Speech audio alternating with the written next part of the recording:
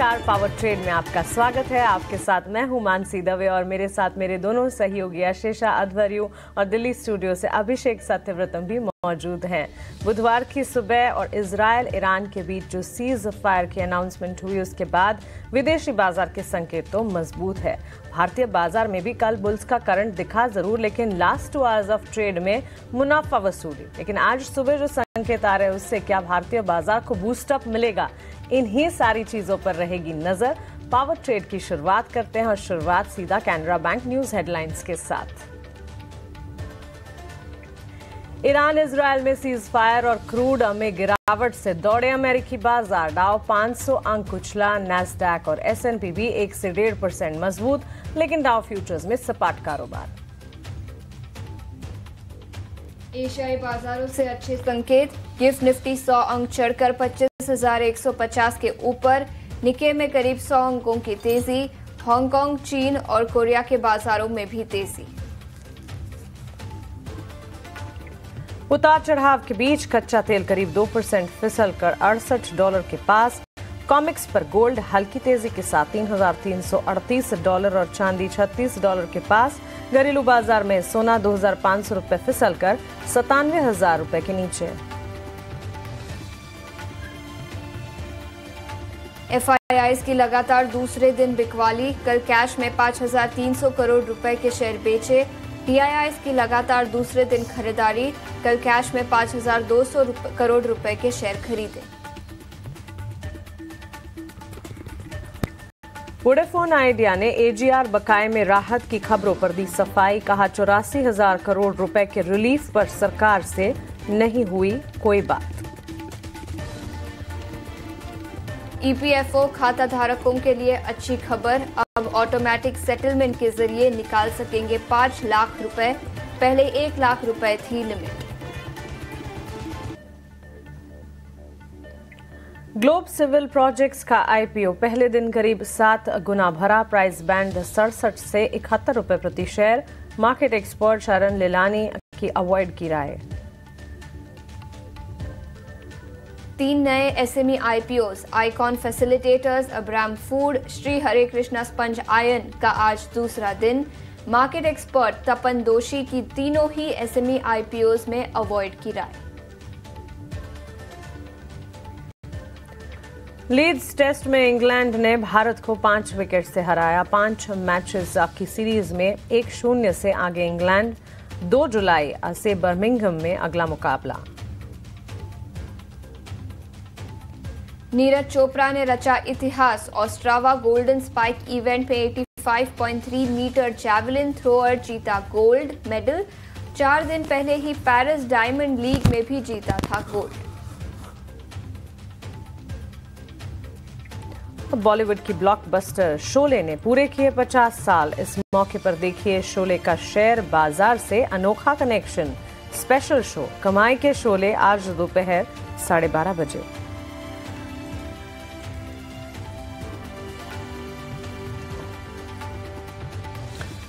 नमस्कार, स्वागत है आपका पावर ट्रेड में। आपके साथ मैं हूं अभिषेक और मेरे साथ हैं मानसी और आशीषा। बाजार के लिए संकेत आज सुबह सुबह ठीक है। लगातार 12 दिन युद्ध में रहे इजराइल, ईरान और उसके बाद अमेरिका। फाइनली सीज फायर हो गया है। अच्छी बात यह है कि अब दोनों देश उसका पालन कर भी रहे हैं। कल दिन के दौरान ये खबरें आ रही थी कि दोनों देश उल्लंघन कर रहे थे, आरोप लग रहे थे और उसके चलते इंट्राडे के जो सॉलिड गेन्स थे बाजार ने उसको गंवाए। उम्मीद करके चलेंगे कि आज बाजार उसकी भरपाई करने की कोशिश करेगा। गिफ्ट निफ्टी 100 अंकों पर खुलने के संकेत दे रहा है। जितना कम नीचे खेले उतना ही अच्छा है, क्योंकि आपके लिए एंट्री का पॉइंट फिर बेहतर हो जाएगा। क्या 25,200 इस हर्डल को पार करके निफ्टी आगे बढ़ेगा? क्या निफ्टी बैंक 57,000 की तरफ कदम बढ़ाएगा या फिर उसकी और आगे जाएगा? ये तमाम सवाल हैं। इन सवालों के जवाब लेंगे और स्टॉक स्पेसिफिक न्यूज भी आज ढेर सारी हैं, जिनके दम पर शेयरों में आज हम रिएक्शन देखेंगे। तो बहुत कुछ है। अगले 2.5 घंटे तक आप हमारे साथ बने रहिए। ग्लोबल बाजारों के अलावा हम निफ्टी बैंक का चेक करेंगे, अपने एक्सपर्ट्स के साथ उनकी ट्रेड जानेंगे, खबरों वाले शेयर्स होंगे, रिपोर्ट्स होंगी और एक्सक्लूसिव खबरें भी होंगी ईटी न्यूज़ स्वदेश के रिपोर्टर्स की। तो हमारे साथ बने रहिएगा। लेकिन पहले 4 संकेत लेके आते हैं, 4 तस्वीरों के जरिए जो आज बाजार के लिए ट्रिगर का काम करेंगे। तो अमेरिकी बाजारों में कल के सत्र में हमने देखा कि अच्छी क्लोजिंग हुई। डाउ जोन्स 507 अंक चढ़ा और वजह इसकी ये कि सीज फायर हो गया है और सीज फायर होने से क्रूड की सप्लाई को लेकर जो चिंताएं थी वो काफी हद तक दूर हो गई हैं और रीसेंट हाई से जो कच्चा तेल है वो करीब करीब 14-15% गिर गया है। गिफ्ट निफ्टी 25,150 के आसपास कारोबार कर रहा है। एशिया के अगर हम बाकी बाजारों की बात करें तो हांगकांग में करीब 200 अंकों के आसपास की तेजी है। शंघाई में थोड़ी सपाट शुरुआत हुई है लेकिन हरे निशान में है। जापान के बाजार में थोड़ी सी कमजोर शुरुआत के बाद हम देख रहे हैं कि हरियाली वहां पर भी लौटी है। कोरिया में भी मजबूती है। तो ग्लोबल बाजारों का जो माहौल है, जो हैंडओवर भी कहेंगे यूएसयू अच्छा है। हालांकि डाउ फ्यूचर और नेस्डेक फ्यूचर में 2 दिनों की तेजी के बाद थोड़ी सी हम देख रहे हैं कि कमजोरी है। क्रूड आपके लिए बड़े ट्रिगर का काम करेगा। 14% गिर के $68 के आसपास आ गया है और जो सप्लाई को लेकर जो चिंताएं थी काफी हद तक दूर हो गई हैं। देखिए भारत जो है 80% से ज्यादा 88% कच्चे तेल का इंपोर्ट करता है अपनी जरूरतों के लिए। तो ये आपके लिए निश्चित तौर पर अच्छी खबर है और अच्छी चीज ये है कि अब इसके चलते हो ये रहा है कि युद्ध जो समाप्त हुआ है तो डॉलर इंडेक्स में भी ये नरमी आई है। कल डॉलर इंडेक्स करीब 0.5% कम हुआ है, 98 के नीचे आ गया है डॉलर इंडेक्स। हालांकि एक जो तनाव यह है कि एफआईज बेच क्यों रहे हैं। दूसरे दिन बिकवाली हुई है। कल 5,266 करोड़ रुपए के शेयर बेचे हैं लेकिन डीआईज ने यानी कि जो घरेलू संस्थागत निवेशक हैं उन्होंने सेम क्वांटम में बाइंग की है। क्या एफआईआईज आगे लौटेंगे, कल की बिकवाली को कैसे देखना चाहिए, इसके बारे में भी आगे हम चर्चा करेंगे। लेकिन स्टॉक स्पेसिफिक अगर हम खबरों की बात करें तो हिंडाल्को ने एक अधिग्रहण किया है, कंपनी को खरीदा है और डीमार्ट ने एक और स्टोर अपना खोला है तमिलनाडु में और स्टोर्स की संख्या बढ़ के हो गई है 422। इसके अलावा भी कई सारी खबरें हैं जो आज फोकस में रहने वाली हैं। तो आगे हम करेंगे विस्तार से चर्चा और आपको बताएंगे निवेश और ट्रेड के बेहद शानदार मौके।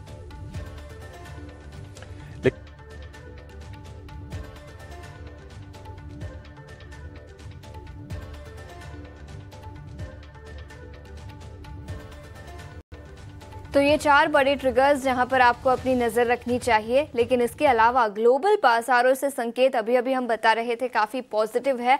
अमेरिकी बाजार सीज फायर और उसके अलावा फेडरल रिजर्व की कुछ कमेंट्री निकल कर आई है रेट कट को लेकर, जिसके चलते अमेरिकी बाजार कल तेजी के साथ बंद हुए। अमेरिकी फ्यूचर्स में आज सुबह ज़्यादा कुछ एक्शन नहीं दिखा लेकिन एशियाई बाजारों से भी पॉजिटिव ओपनिंग के संकेत। मानसी बताया क्या है पूरी खबर और गिफ्ट निफ्टी से भी पॉजिटिव ओपनिंग के संकेत है आज। बिल्कुल, देखिए गिफ्ट निफ्टी इस वक्त करीब 100 अंकों की मजबूती के साथ ट्रेड कर रहा है शीशा और 25,180। एशियाई बाजार भी ठीक ठाक है और बीती रात अमेरिकन मार्केट्स काफ़ी अच्छा ट्रेंड कर रहे थे। डाउ जोन्स देखिए 500 अंकों की मजबूती दिखाते हुए क्लोज हुआ। नैस्डैक में भी करीब 300 अंकों की तेजी नजर आई और एसएनपी में भी हरे निशान के साथ ऑलमोस्ट 60 to 70 पॉइंट्स के गेंस देखने को मिले। इसके पीछे की कई वजह वैसे तो है और वहां पर भी सेक्टर स्पेसिफिक, स्टॉक स्पेसिफिक काफ़ी मोमेंटम देखने को मिला है और सबसे बड़ी बात या सबसे बड़ा मोमेंटम बूस्ट करने वाला जो सेंटिमेंट था वो था इजराइल और ईरान के बीच सीज फायर लागू होना। इससे ग्लोबल बाजार के संकेत ठीक ठाक होते हुए दिखे और भारतीय बाजार के कल के सेशन से तो बेहतर यूएस के मार्केट्स का कल का सेशन जो था वो क्लोज होता दिखा। क्रूड में गिरावट जारी है, करीब $68 के नीचे। सीज फायर की जो खबर आई उससे सप्लाई की जो कंसर्न्स थी कच्चे तेल के लिए वो खत्म होते हुए दिखी, कम होती हुई दिखी और इसी के चलते कच्चे तेल की चाल में इस तरह के लेवल्स हम देख रहे हैं। जितना बड़ा उबाल आया था उतनी ही जल्दी क्रूड जो है वो फ्रिजल आउट होता हुआ उबाल, वो गेंस फ्रिजल आउट होते हुए भी देखने को मिले। अब अमेरिकी बाजारों की अगर बात करें, हमने देखा बीती रात अच्छा खासा एक्शन देखने को मिला। सारे इंडिसेस में भी मजबूती थी और कल दोपहर जब मार्केट्स हम क्लोज कर रहे थे फ्यूचर्स में भी अच्छा खासा ट्रेंड देखने को मिल रहा था। इसके अलावा अगर आप देखें जेरोम पॉवेल की टेस्टिमनी जिसकी आप बात भी कर रही थी, इंटरेस्ट रेट्स को लेकर जेरोम पॉवेल का बयान जो था मच अवेटेड था और उन्होंने लिटरली ये कह दिया कि हम वेल पोजिशन हैं, हम इंतज़ार कर सकते हैं, इकोनॉमिक क्लैरिटी अगर आती है उसके बाद ही रेट कट के बारे में हम कुछ सोचेंगे। जेरोम पॉवेल और डोनाल्ड ट्रंप लगातार इंटरेस्ट रेट सिनेरियोज को लेकर, टैरिफ सिनेरियोज को लेकर एक दूसरे के आमने सामने हैं। जेरोम पॉवेल टैरिफ सिचुएशन पर अपनी बात कहते हैं और कमेंट करते हैं डोनाल्ड ट्रंप पर और डोनाल्ड ट्रंप जो हैं वो इंटरेस्ट रेट डिसीजंस जो जेरोम पॉवेल के हैं उस पर कमेंट करते नजर आते हैं। लेकिन दोनों की तनातनी के बीच ये जो इंटरेस्ट रेट डिसीजन पर टेस्टिमनी जेरोम पॉवेल की आई है, उन्होंने ये कहा कि सिचुएशन ठीक है और हमारे पास जब क्लैरिटी आएगी तब ही इंटरेस्ट रेट में कट या इंटरेस्ट रेट में कटौती के कोई डिसीजंस हम लेंगे। और इन्फ्लेशन के प्रिंट जो आने वाले हैं जून और जुलाई के, वो काफ़ी इंपॉर्टेंट होंगे, उसी के बाद डिसीजंस लिए जाएंगे। तो इंपॉर्टेंट टेस्टिमनी, इंपॉर्टेंट स्टेटमेंट्स वहाँ से आते हुए दिखे। इसके अलावा आज न्यू होम सेल्स डेटा और फेड चेयरमैन के टेस्टिमनी के बाद सेंटिमेंट्स कैसे डेवलप होते हैं, इस पर खास नजर रहेगी। सीनेट की बैंकिंग कमेटी के सामने जेरोम पावेल संबोधन भी देने वाले हैं। एशियाई बाजार के संकेत की अगर बात करें, जापान के निक्केई में हमने देखा अच्छी मजबूती के साथ करीब 100 अंकों की तेजी देखने को मिली है। इसके अलावा हांगकांग के में करीब 1% परसेंटेज वाइज देखेंगे तो 1% की मजबूती, पॉइंट वाइज अच्छी मजबूती देखने को मिली है। और कोरिया और चीन के बाजार भी हर निशान के साथ ही इस वक्त ट्रेंड करते हुए दिख रहे हैं। Indexes wise gift Nifty positive, एशियाई बाजार अच्छे और साथ ही यूएस के मार्केट्स में अच्छा खासा सेंटिमेंट। बाजार के लिए अन्य संकेतों की अगर बात करें, लगातार जैसे मैंने कहा 2 ट्रेडिंग सेशन से कच्चे तेल की चाल में उबाल थमा है और 6% की गिरावट हम देख के $68 बैरल के आसपास क्रूड के लेवल्स देख रहे हैं। ईरान इजराइल सीज फायर से सोना जो है 2% नरम हुआ है। सेफ हेवन के तौर पर, सुरक्षित निवेश के तौर पर जो सेंटिमेंट या मोमेंटम दिखना चाहिए वो नहीं दिख रहा है और हम देख रहे हैं कि एक लेवल में कामकाज देखने को मिला है। 2% की नरमी इनफैक्ट विदेशी बाजार और साथ साथ घरेलू बाजार में भी। आज शुरुआत कैसी होती है इस पर खास तौर से नजर रखनी होगी। और इन सब के साथ साथ अगर आप देखिए करेंसी पर खास तौर से आज नजर रखिएगा जरूर, क्योंकि कल के सत्र में हमने देखा लगातार 2 सेशन से हम देख रहे हैं डॉलर के मुकाबले रुपया जो है वो ट्रेंड कर रहा है। कल के सत्र में भी जब क्लोजिंग हो रही थी रुपए की, डॉलर के मुकाबले करीब 77 पैसे मजबूत क्लोज हुआ है। 86 रुपये और 75 पैसे पर रुपए की क्लोजिंग हुई है। आज जब मार्केट्स कमोडिटी के खुलेंगे, करेंसी की ओपनिंग होगी, तब जरूर देखना होगा कि रुपए की चाल कैसी होती है। संकेत अच्छे हैं विदेशी बाजार से, उम्मीद यही करके चलेंगे कि इन संकेतों को आगे लेकर चले और भारतीय बाजार के लिए ये जो बूस्ट है ये साबित होता हुआ देखिए। आज बाजार जब खुले तब सेंटिमेंट ग्लोबल सेटअप से भारतीय बाजार ले और तेजी की चाल पकड़े, लेकिन भारतीय बाजार के लिए ट्रिकी होगा आज का सेशन। आज का सेशन इनफैक्ट सैंडविच सेशन है। कल सेंसेक्स की मंथली एक्सपायरी थी और अब कल यानी कि टुमारो गुरुवार के दिन निफ्टी की मंथली एक्सपायरी है और आज हम बीच में खड़े हैं वो दोनों सेशंस के। कल वो मंथली एक्सपायरी के चलते भी उठापटक थी। अब आज कल जो एक्सपायरी होने वाली है उसके चलते अगर वॉलेटिलिटी दिखती है तो उस पर नजर रखनी होगी। फियर इंडिकेटर कंफर्ट लेवल्स पर है। अभिषेक 25,000 के लेवल्स के करीब, कल तो 25,300 के पार के स्तर भी हमने देखे, लेकिन आखिरी 2 घंटे जो थे मुनाफा वसूली की भेंट चढ़ते हुए नजर आए। और बैंक निफ्टी में भी तस्वीर कुछ ऐसी ही। एफआईआईज जैसे आप कह रहे थे बिकवाली क्यों कर रही है, बड़ा सवाल है। बिल्कुल तो मानसी बिल्कुल थोड़ी समझ से परे है कि एफआईआईज की बिकवाली का आंकड़ा क्यों आया है। बिल्कुल एफआईआईज और डीआईआईज के आंकड़ों पर तो चर्चा करेंगे और पिछले अगले 2.5 घंटों तक बाजारों पर भी चर्चा करेंगे, लेकिन उसके पहले स्पोर्ट्स फ्रंट पर नजर डालते हैं। एक हाथ पर नीरज चोपड़ा कल चौथे दिन में दूसरी बार गोल्ड मेडल जीते ग्लोबल फ्रंट पर, लेकिन क्रिकेट में इंग्लैंड ने भारत को 5 विकेट से हराया। अभिषेक, इंडियन परफॉर्मर्स और इंडियन प्लेयर्स का परफॉर्मेंस काफ़ी अच्छा था, लेकिन उसके बावजूद इंग्लैंड ने भारत को हरा दिया 5 विकेट से।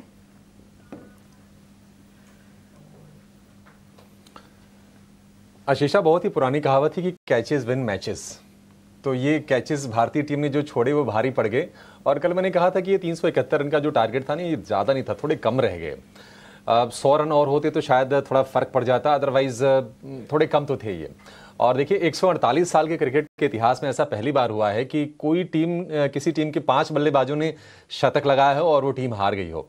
और हार और जीत के बीच में जो डिफरेंशिएटर रहा भारतीय टीम ने, स्पेशली मैं यशस्वी जायसवाल का नाम लेना चाहूँगा, इतने भर भर के कैचेस ड्रॉप किए, फिर आप कैसे जीत की उम्मीद कर सकते हैं। देखिए इंग्लैंड की टीम में मैच्योर है, परिपक्व है। जो रूट हो गया या फिर बीन स्टोक्स हो गए, ये उनके पुराने प्लेयर्स हैं और जो रूट तो एक तरह से लेजेंड है इसी एज में। कमाल का परफॉर्मेंस रहा है, तो वो डट गए क्रीज पे आके, फिर आप करते रहिए बॉलिंग। तो ये थोड़ी सी मतलब निराश करने वाली हार तो है, लेकिन हार के पीछे वजह ही रही।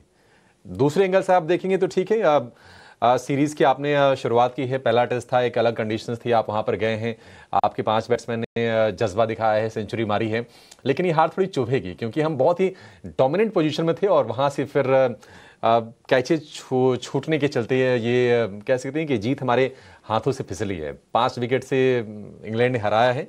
अब देखते हैं कि अगले टेस्ट 5 टेस्ट की लंबी सीरीज है। उम्मीद करके चलेंगे कि यहाँ से जो हार की से जो सीख है भारतीय टीम लेगी और उन पर काम करेगी और फिर आगे मजबूती से प्रदर्शन करेगी। लेकिन दूसरी तस्वीर जो आपने नीरज चोपड़ा की दिखाई, देखिए 4 दिनों के अंदर दूसरी बार नीरज ने 2 टूर्नामेंट जीते हैं। तो स्टार थ्रोअर हैं, ओलंपिक चैंपियन रहे हैं और कमिटमेंट उनकी कमाल की है। फिर से गोल्ड मेडल उन्होंने जीता है। पेरिस डायमंड लीग उन्होंने इसके पहले जीता था और अब ये जीत है। तो सभी को बधाई, सभी को मुबारक और अच्छी तस्वीरें हैं, इसका मजा लीजिए। हार थोड़ी चुभेगी लेकिन इसको देख के आप थोड़ा सुकून ले सकते हैं। बिल्कुल, लेकिन फिर से एक बार बाजारों पर नजर डालते हैं और DIIs और FIIs के आंकड़ों पर नजर डाल लेते हैं। दूसरे दिन लगातार डोमेस्टिक इंस्टीट्यूशनल इन्वेस्टर्स ने कल कैश मार्केट में शेयर खरीदे। करीब 5,200 करोड़ की खरीदारी DIIs ने की। वहीं FIIs के आंकड़ों की बात करें तो दूसरे दिन लगातार यहां पर बिकवाली दिखी। कल करीब 5,300 करोड़ के शेयर्स उन्होंने बेचे। किस तरह के बदलाव नजर आए हैं अभिषेक, और इसके चलते पोजीशनिंग में किस तरह के चेंजेस दिखे?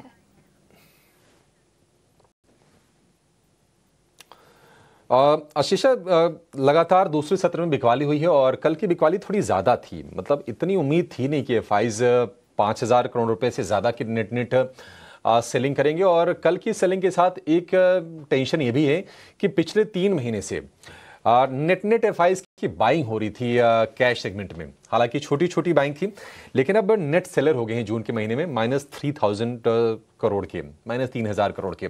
तो ये एक टेंशन है। लेकिन एक पॉजिटिव चीज़ ये है कि कल की इस बिकवाली के बावजूद FIs की जो लॉन्ग होल्डिंग है ना वो थोड़ी सी बड़ी है। और लॉन्ग होल्डिंग अगर आप देखेंगे तो वो बढ़ के हो गई है 22.87। परसों की जो रीडिंग थी 22.68% लॉन्ग थी, 77.32% शॉर्ट थी और अब लॉन्ग थोड़े से बड़े हैं। हालांकि अभी भी काफ़ी ज़्यादा शॉर्ट FIs हैं। अगर आप नेट शॉर्ट कॉन्ट्रैक्ट्स देखेंगे तो 1,09,000 के ऊपर के हैं। तो ये थोड़ी सी चिंता की चीज़ ज़रूर है। ये शॉर्ट के लॉन्ग के रेशो आपके स्क्रीन पर।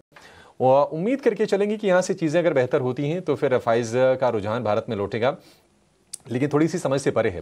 देखिए आपके मैक्रोज ना स्ट्रांग है, उसमें कोई दिक्कत की बात है नहीं। आपके टैक्स कलेक्शन अच्छे हैं, महंगाई आपकी 3% के नीचे की है, GDP ग्रोथ 6.5% के आसपास की है। कंपनीज के जो नतीजे आए पिछली तिमाही के वो ठीक ठाक थे, बहुत कोई ऐसे सरप्राइजिंग नहीं थे बट ठीक ठाक ही थे। तो उम्मीद करके चलेंगे कि अगर बाजार में स्थिरता अगर लौटती है तो फिर FIs लौटेंगे और पार्टिसिपेट यहाँ पर करेंगे। लेकिन अच्छी चीज़ ये है कि देखिए DIIs ने क्या कमाल के बाजार को सपोर्ट करने का काम किया है। जो घरेलू फंड्स हैं, जो संस्थागत जो निवेशक हैं, म्यूचुअल फंड्स वगैरह जो बाजार में पैसे लगाते हैं वो हमारे आपके ही पैसे होते हैं, वही मैनेज करते हैं, वो बाजार में आता है। तो उन्होंने अपॉर्चुनिटी को बहुत ही बखूबी देखा है। और पिछले 24-25 सत्र में अगर आप देखेंगे तो एक सत्र ही आया था 2-3 दिन पहले जब DIIs ने सेलिंग की थी, अदरवाइज बाइंग का फिगर है। तो कल जो भी FIs ने बेचा है DIIs ने उसको ऑफसेट किया अच्छे से। 5,200 करोड़ रुपए के आसपास की DIIs की बाइंग हुई है। हालांकि कल अगर आप कुछ अच्छी चीज देखेंगे तो FIs ने स्टॉक फ्यूचर्स में ना 2,000 करोड़ रुपए के आसपास की बाइंग की है। तो बहुत ज्यादा इससे परेशान होने की जरूरत नहीं है। कोई ऐसा ट्रेंड रिवर्सल का कोई संकेत ये नहीं है। बट ये कि हाँ 4-5 दिन लगातार अगर FIs की बिकवाली का अगर आंकड़ा आ जाए तो थोड़ा सा आपको मतलब देखना होगा कि FIs का मन यहाँ से मूड क्या है। आगे हम एक्सपर्ट से जुड़ के उनसे समझने की कोशिश भी करेंगे कि आखिर उनको भारतीय बाजार में दिक्कत दिख क्या रही है। तो ज़्यादा तनाव लेने की उसकी ज़रूरत मेरे हिसाब से है नहीं। बस टेंशन ये है कि अगर ये 3 महीने की जो नेट बाइंग हो रही थी अगर वो कन्वर्ट हो जाती है सेलिंग में इस महीने तो सेंटिमेंट के लिहाज से बाजार में थोड़ी सी नेगेटिव चीज़ ज़रूर होगी जो हमारे मन में, जो हमारे मस्तिष्क पर थोड़ी सी असर डालती है।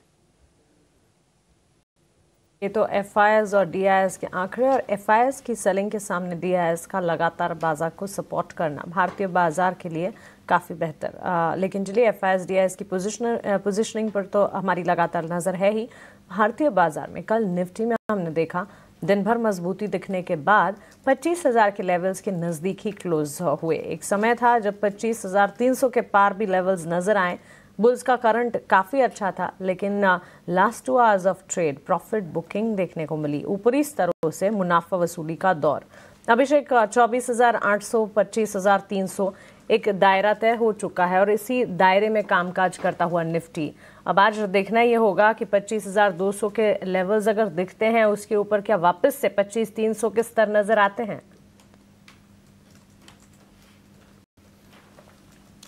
मानसी उम्मीद करके चल सकते हैं। देखिए कल हम चर्चा कर भी रहे थे कि ये प्रॉफिट टेकिंग भी हो सकती है, क्योंकि बाजार के लिए बाकी सारे संकेत ठीक थे।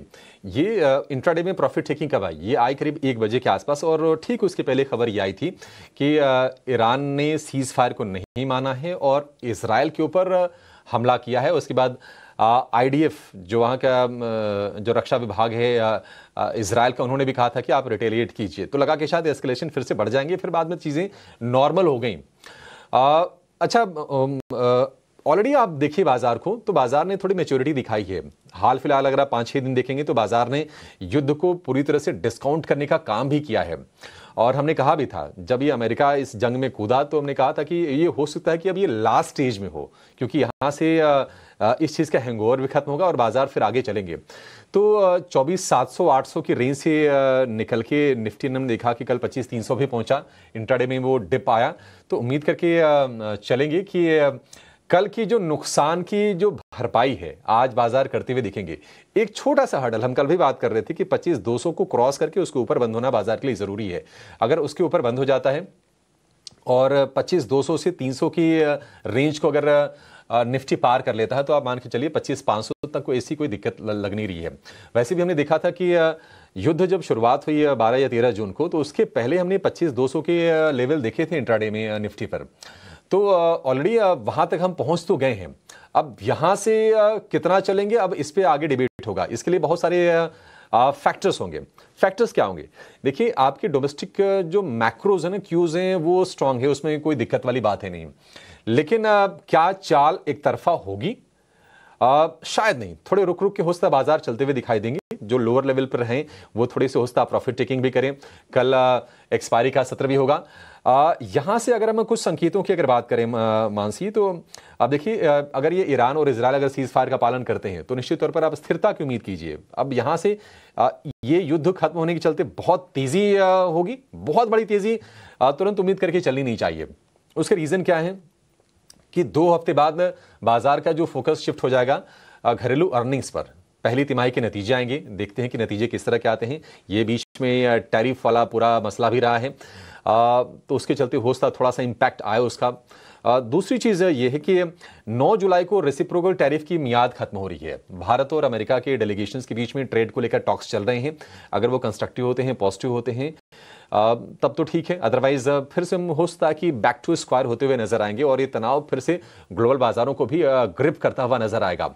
उम्मीद करके चलेंगे कि जो पिछली हमने जो थोड़े से तनाव देखे हैं वो तनाव ना हो। 9 अप्रैल को ये 90 दिनों का एक्सटेंशन मिले था, राहत मिली थी, और 9 जुलाई को ये मियाद खत्म हो रही है, तो उस पर फोकस होगी। तीसरी चीज ये है कि मॉनसून की चाल अब तक तो ठीक रह रही है। आगे क्या होगा, अपडेट्स किस तरह के आते हैं मॉनसून के स्प्रेड को लेकर, कि बाकी हिस्सों में किस तरह से मॉनसून फैल रहा है, बारिश किस तरह की हो रही है, ये फिर आगे भारतीय बाजार के लिए काम करते हुए दिखाई देंगे। तो चीजें फिलहाल आपको फौरी तौर पर ठीक लग रही हैं, लेकिन ये सारी चीजें आगे आपको फोकस में रख के चलनी जरूर चाहिए। क्रूड आपके लिए देखिए सपोर्टिव है। $68 का कच्चा तेल है, उसके नीचे आ गया है। डॉलर इंडेक्स देखिए, डॉलर इंडेक्स में हम देख रहे हैं कि कल आधे % की ये तेज गिरावट आई और ऑलमोस्ट 2.5-3 साल के निचले स्तर पर आ गया है। डॉलर इंडेक्स 98 के नीचे की रीडिंग है। आपके लिए बहुत अच्छा है। रुपए का स्ट्रेंथन होना, डॉलर का कमजोर होना हमारी इकोनॉमी के लिए अच्छा है। तो ये कुछ संकेत आपके लिए अच्छे हैं। अब निफ्टी की अगर हम सपोर्ट की बात करें तो ये शिफ्ट होकर आ गया है 25,000 पर। छोटा सा रेजिस्टेंस है 25,200 पर, उसके पार कर लेगा तो 25,500 की रेंज होगी। नई खरीद के लिए 25,000 के आसपास जितना मिल जाए तो आपके लिए एंट्री का पॉइंट बेहतर हो जाएगा। निफ्टी बैंक की बात करें तो कल हमने देखा कि इंट्राडे हाई से निफ्टी बैंक भी करीब 400 अंकों की गिरावट का शिकार हुआ। 56,200 पर एक सपोर्ट का लेवल दिख रहा है, इसके नीचे जाना नहीं चाहिए, और 57,000 एक इमीडिएट रेजिस्टेंस के तौर पर काम करेगा। इसके ऊपर अगर निफ्टी बैंक निकलता है तो फिर आप बड़ी तेजी की उम्मीद करके चल सकते हैं। अगेन, अगर किसी को नई बाइंग करनी हो तो निफ्टी बैंक में 56,000 के करीब जितना मिले उतना बेहतर है। तो संकेत ठीक है मानसी, आज कुल मिला जुला के उम्मीद करके चलेंगे कि कल के डैमेज की अगर बाजार भरपाई भी अगर आज कर ले 25,300 के ऊपर अगर क्लोजिंग अगर मिल जाए तो बाजार के लिए संकेत निश्चित तौर पर अच्छे होते हुए नजर आएंगे यहाँ से। ठीक है, तो इन लेवल्स पर निफ्टी और बैंक निफ्टी पर आपको अपनी नज़र रखनी चाहिए, लेकिन एफएनओ का सेटअप किस तरह का नज़र आ रहा है ये बताने के लिए अब हमारे साथ पुलकित स्टूडियो में जुड़ चुके हैं। पुलकित, गुड मॉर्निंग, बताएं। Good morning Ashisha. तो एफएनओ के सेटअप की बात की जाए तो स्टार्ट करते हैं हम इंडिया विक्स से। तो इंडिया विक्स का जो करंट लेवल है वो लगभग 13.64 पे है। हाँ, कल सुबह जब हम ये बात कर रहे थे तो ये लगभग 14.04 था, तो उससे कम हुआ है, तो मतलब कंफर्टेबल पोजीशन में है। अगर हम पुट कॉल रेशो के चेंजेस की बात करें तो निफ्टी 0.86 पर है, कंफर्टेबल है, और बैंक निफ्टी 0.8 पर है, ये भी कंफर्टेबल है। इंडेक्स फ्यूचर्स में बात करते हैं निफ्टी के, तो करीब 15.77% का इंक्रीमेंट आया है इसके अंदर, मतलब ये बड़ा है, और जो ट्रेंड है वो लॉन्ग बिल्डअप हुआ है। मोस्ट एक्टिव ऑप्शंस की बात कर लेते हैं तो पुट और कॉल दोनों में ही 25,200 की स्ट्राइक प्राइस पर ये ज्यादा एक्टिविटी देखी गई वॉल्यूम के नजरिए से, और जो ट्रेंड है वो कॉल बाइंग का था कॉल तरफ में, और अगर पुट तरफ की बात की जाए तो वो पुट राइटिंग का था। हाईएस्ट ओपन इंटरेस्ट की बात कर ली जाए तो पुट में वो 24,000 है और कॉल में वो 26,000 पे बना हुआ है। बैंक निफ्टी की तरफ देख लेते हैं तो इसका जो इंडेक्स फ्यूचर में चेंज इन ओपन इंटरेस्ट है वो करीब घटा है 4.63% से, और जो ट्रेंड है वो शॉर्ट कवरिंग का देखा गया है। हाईएस्ट ओपन इंटरेस्ट की बात कर ली जाए तो पुट और कॉल दोनों में वो 56,000 बना हुआ है, और वो काफी लंबे समय से हम यही डिस्कस कर रहे हैं। अगर हम एफ&ओ बैंक की बात कर लेते हैं तो सिर्फ एक स्टॉक है एफ&ओ बैंक में, जो है टीटागढ़।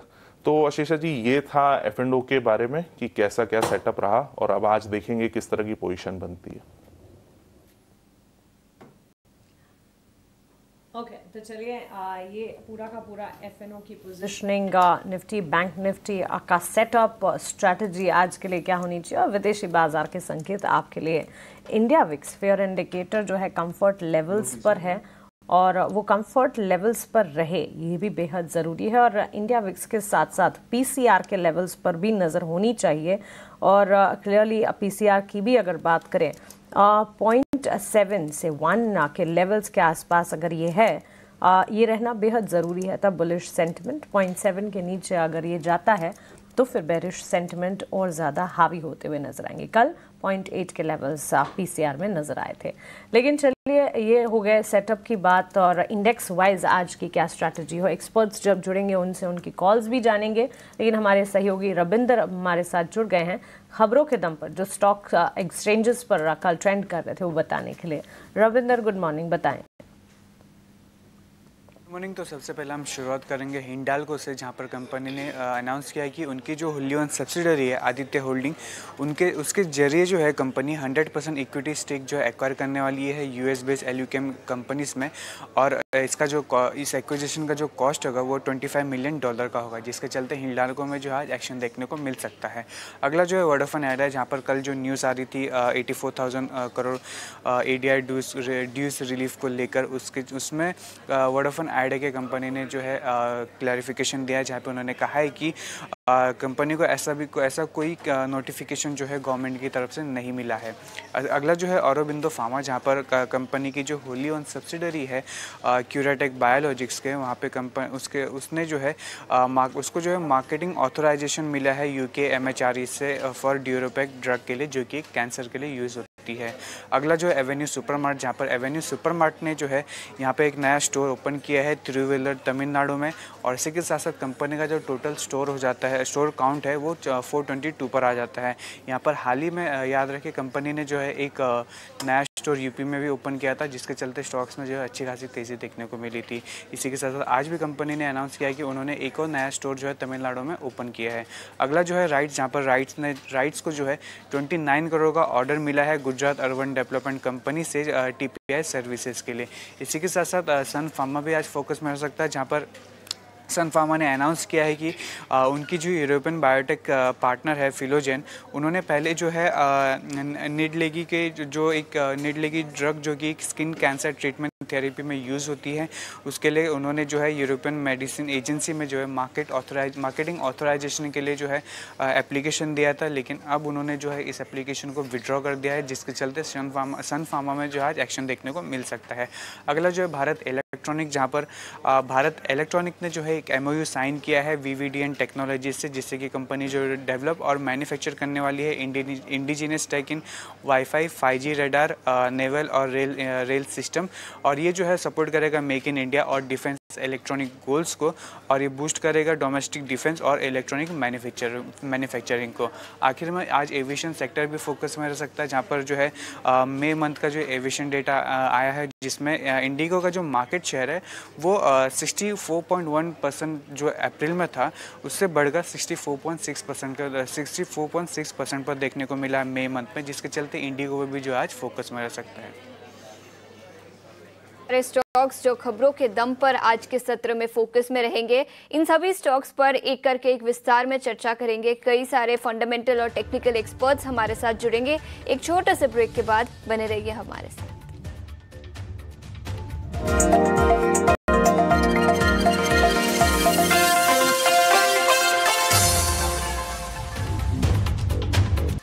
ब्रेक के बाद फिर से एक बार आपका स्वागत है। आप देख रहे हैं पावर ट्रेड। पॉजिटिव ओपनिंग के संकेत ग्लोबल बाजारों से, एशियाई बाजारों से, और गिफ्ट निफ्टी भी करीब 120 अंकों की तेजी के साथ कारोबार करता हुआ।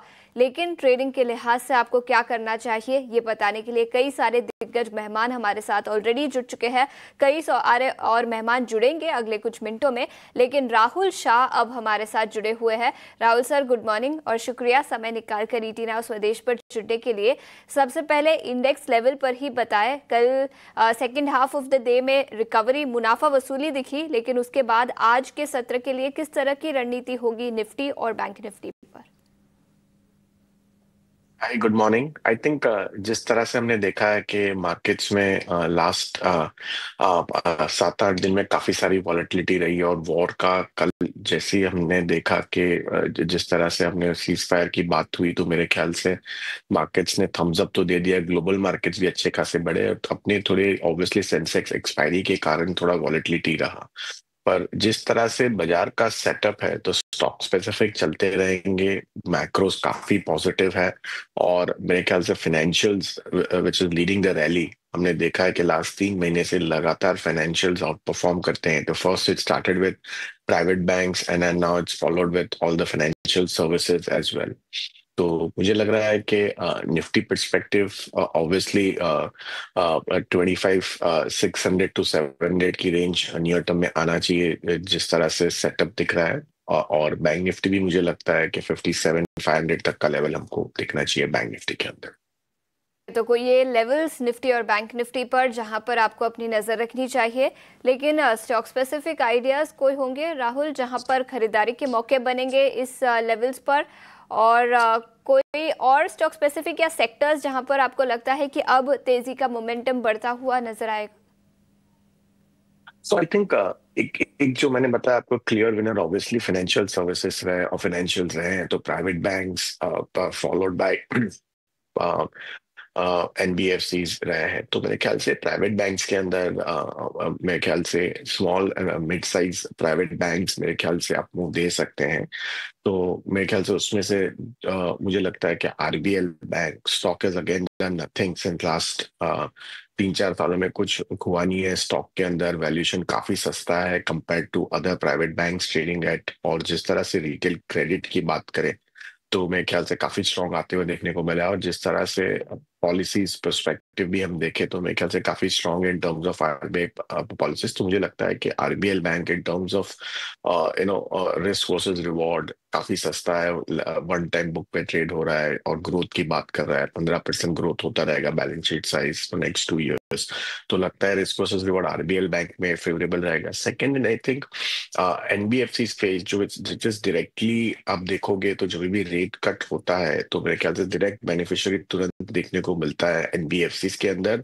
वीजा भी हम देखते हैं कि बैंक्स के अंदर जो इम्पैक्ट आते हो 5-6-7 महीना लग जाता है ओवरऑल इम्पैक्ट के लिए, लेकिन NBFCs को तुरंत मिल जाता है। तो I think obviously one trade is obviously power finance companies, जो मैंने कई बार रिटेल भी किया है, और मेरे ख्याल से स्टॉक्स वो यही लेवल पे ट्रेड कर रहे हैं काफी टाइम से। तो मेरे ख्याल से आरईसी पीएफसी दोनों मेरे ख्याल से मेरे टॉप पिक्स रहेंगे। अगेन वन टाइम बुक पे ट्रेड करते हुए देखे 5-6-7 टाइम अर्निंग्स पे, और जिस तरह से पावर मिनिस्ट्री का जिस तरह से थॉट प्रोसेस है और जो ग्रोथ पर्सपेक्टिव नेक्स्ट 10 ईयर में सेक्टर में देखने को मिल सकता है, तो आई थिंक फाइनेंसर्स का तो सबसे बड़ा रोल होगा इंटायर कंपनीज के अंदर। तो I think PFC REC both मेरे ख्याल से नो ब्रेनर है यहाँ से। और इन केस कोई बाजार में मंदी भी आता है तो मेरे ख्याल से वैल्यूएशन के लिहाज से बहुत ही सस्ता है, तो मुझे ख्याल से डिफेंसिव भी रह सकता है। तो आई थिंक फाइनेंशियल पैक के अंदर मुझे लगता है कि ये सब जो स्टॉक्स डिस्कस किए, मुझे लगता है रिस्क वर्सेस रिवॉर्ड काफी फेवरेबल हो सकता है गोइंग फॉरवर्ड। तो चलिए, राहुल शाह का फंडामेंटल आउटलुक इस वक्त और आरईसी पीएफसी ये फोकस रेडार पर है। मजबूती की चाल हमने देखी इन स्टॉक्स में और अच्छा मोमेंटम, फंडामेंटल ट्रिगर्स भी ढेर सारे, और हमारे टेक्निकल एक्सपर्ट्स के भी फोकस रेडार पर रहते हैं ये स्टॉक्स। लेकिन इसके अलावा कल बाजार में सेक्टर स्पेसिफिक चाल की अगर बात करें, सेक्टर स्पेसिफिक भी मार्केट में मोमेंटम देखने को मिला था। लगभग सारे क्षेत्र अच्छा एक्शन दिखा रहे थे और इसमें सरकारी बैंक, निजी बैंक क्षेत्र, मेटल्स की शाइन लगातार बढ़ती हुई नजर आई।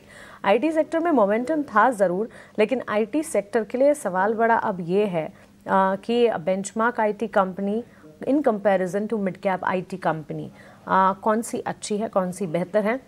आईटी सेक्टर के लिए एक तो ग्लोबल कनेक्ट के साथ ताल्लुक़ रखता है ये सेक्टर, तो विदेशी बाजार में टेक्नोलॉजी हैवी इंडस्ट्रीज में जो होता है उसका असर घरेलू बाजार की आईटी कंपनियों पर भी पड़ता है। और Rahul, good morning, Mansi this side. Accenture के नंबर्स के बाद इस तरह के इम्पैक्ट हमने देखे भी थे। अब आईटी सेक्टर के कंसर्न्स की ही अगर बात करें, पिछले दिनों हमने देखा है हायरिंग, बेंच स्ट्रेंथ, काफ़ी हद तक कॉशियस कमेंट्री आईटी कंपनियों की तरफ से आती हुई दिखी ज़रूर है। हालांकि मिड कैप आईटी ने आउट परफॉर्म भी किया है। वैल्यूएशन कंफर्ट आपको कहाँ पर नजर आता है? Good morning Mansi. I think जिस तरह से हमने एक्सेंचर के नंबर के बाद हमने जो देखा, तो मुझे एक चीज तो क्लियर दिख रहा है कि जिस तरह से हमने आईटी कंपनीज है तो मेरे ख्याल से थोड़े लैकलस्टर रहेगी। सेकेंडली आई थिंक हम Q4 के अर्निंग्स के बाद भी हम देखें तो एक चीज क्लियर था कि the spending on the company from on IT spend by most of the companies, वो मेरे ख्याल से थोड़ा स्लो डाउन दिखने को दिख रहा था जो कमेंट्री आई हुई। तो मेरे ख्याल से नियर टर्म चैलेंजिंग डेफिनेटली रह सकता है आईटी कंपनीज के अंदर। And we are just round out for the quarterly numbers.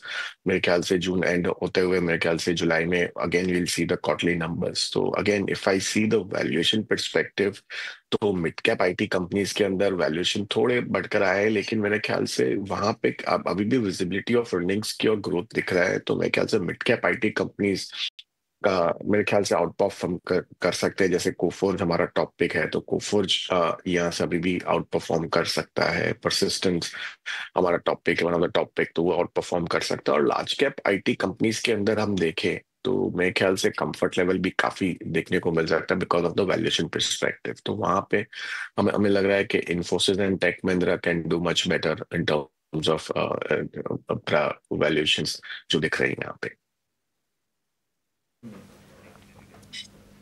Okay, तो चलिए, ये एक राय आईटी सेक्टर पर, और आईटी सेक्टर में वॉलेटाइल मूव्स नज़र आ रहे हैं और इसी के चलते एक्सपर्ट्स की भी राय इस पर लगातार मिलती हुई। कुछ तमाम एक्सपर्ट्स का ये भी मानना है कि आईटी सेक्टर फिलहाल वॉच लिस्ट में रखना चाहिए, और अगर इस सेक्टर को प्ले आउट करना ही है तो फिर सिर्फ मिड कैप आईटी पर कन्विक्शन बढ़ता हुआ नज़र आ रहा है। लेकिन चलिए आगे बढ़ेंगे और हमारे खास सेगमेंट एसएमई आईपीओ से सावधान का रुख करेंगे।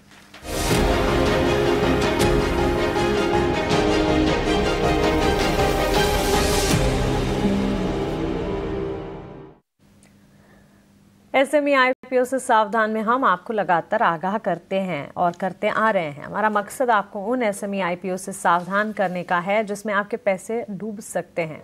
कंसर्न्स जो हैं वो सारी की सारी हम आपके सामने रखते हैं, और पुलकित बंडी आज हमारे साथ जुड़ गए हैं एसएमई आईपीओ पर स्पेशल रिसर्च लेकर। पुलकित, 3 एसएमई आईपीओ है जो आज आप डिस्कस करने वाले हैं। जी मानसी जी, ये तीनों एसएमई आईपीओ की ओपनिंग डेट आज है और 27 जून तक खुली रहेगी। तो पहले हम सुपर टेक के बारे में डिस्कस कर लेते हैं कि सुपर टेक का जो एसएमई का आईपीओ है वो कैसा क्या है।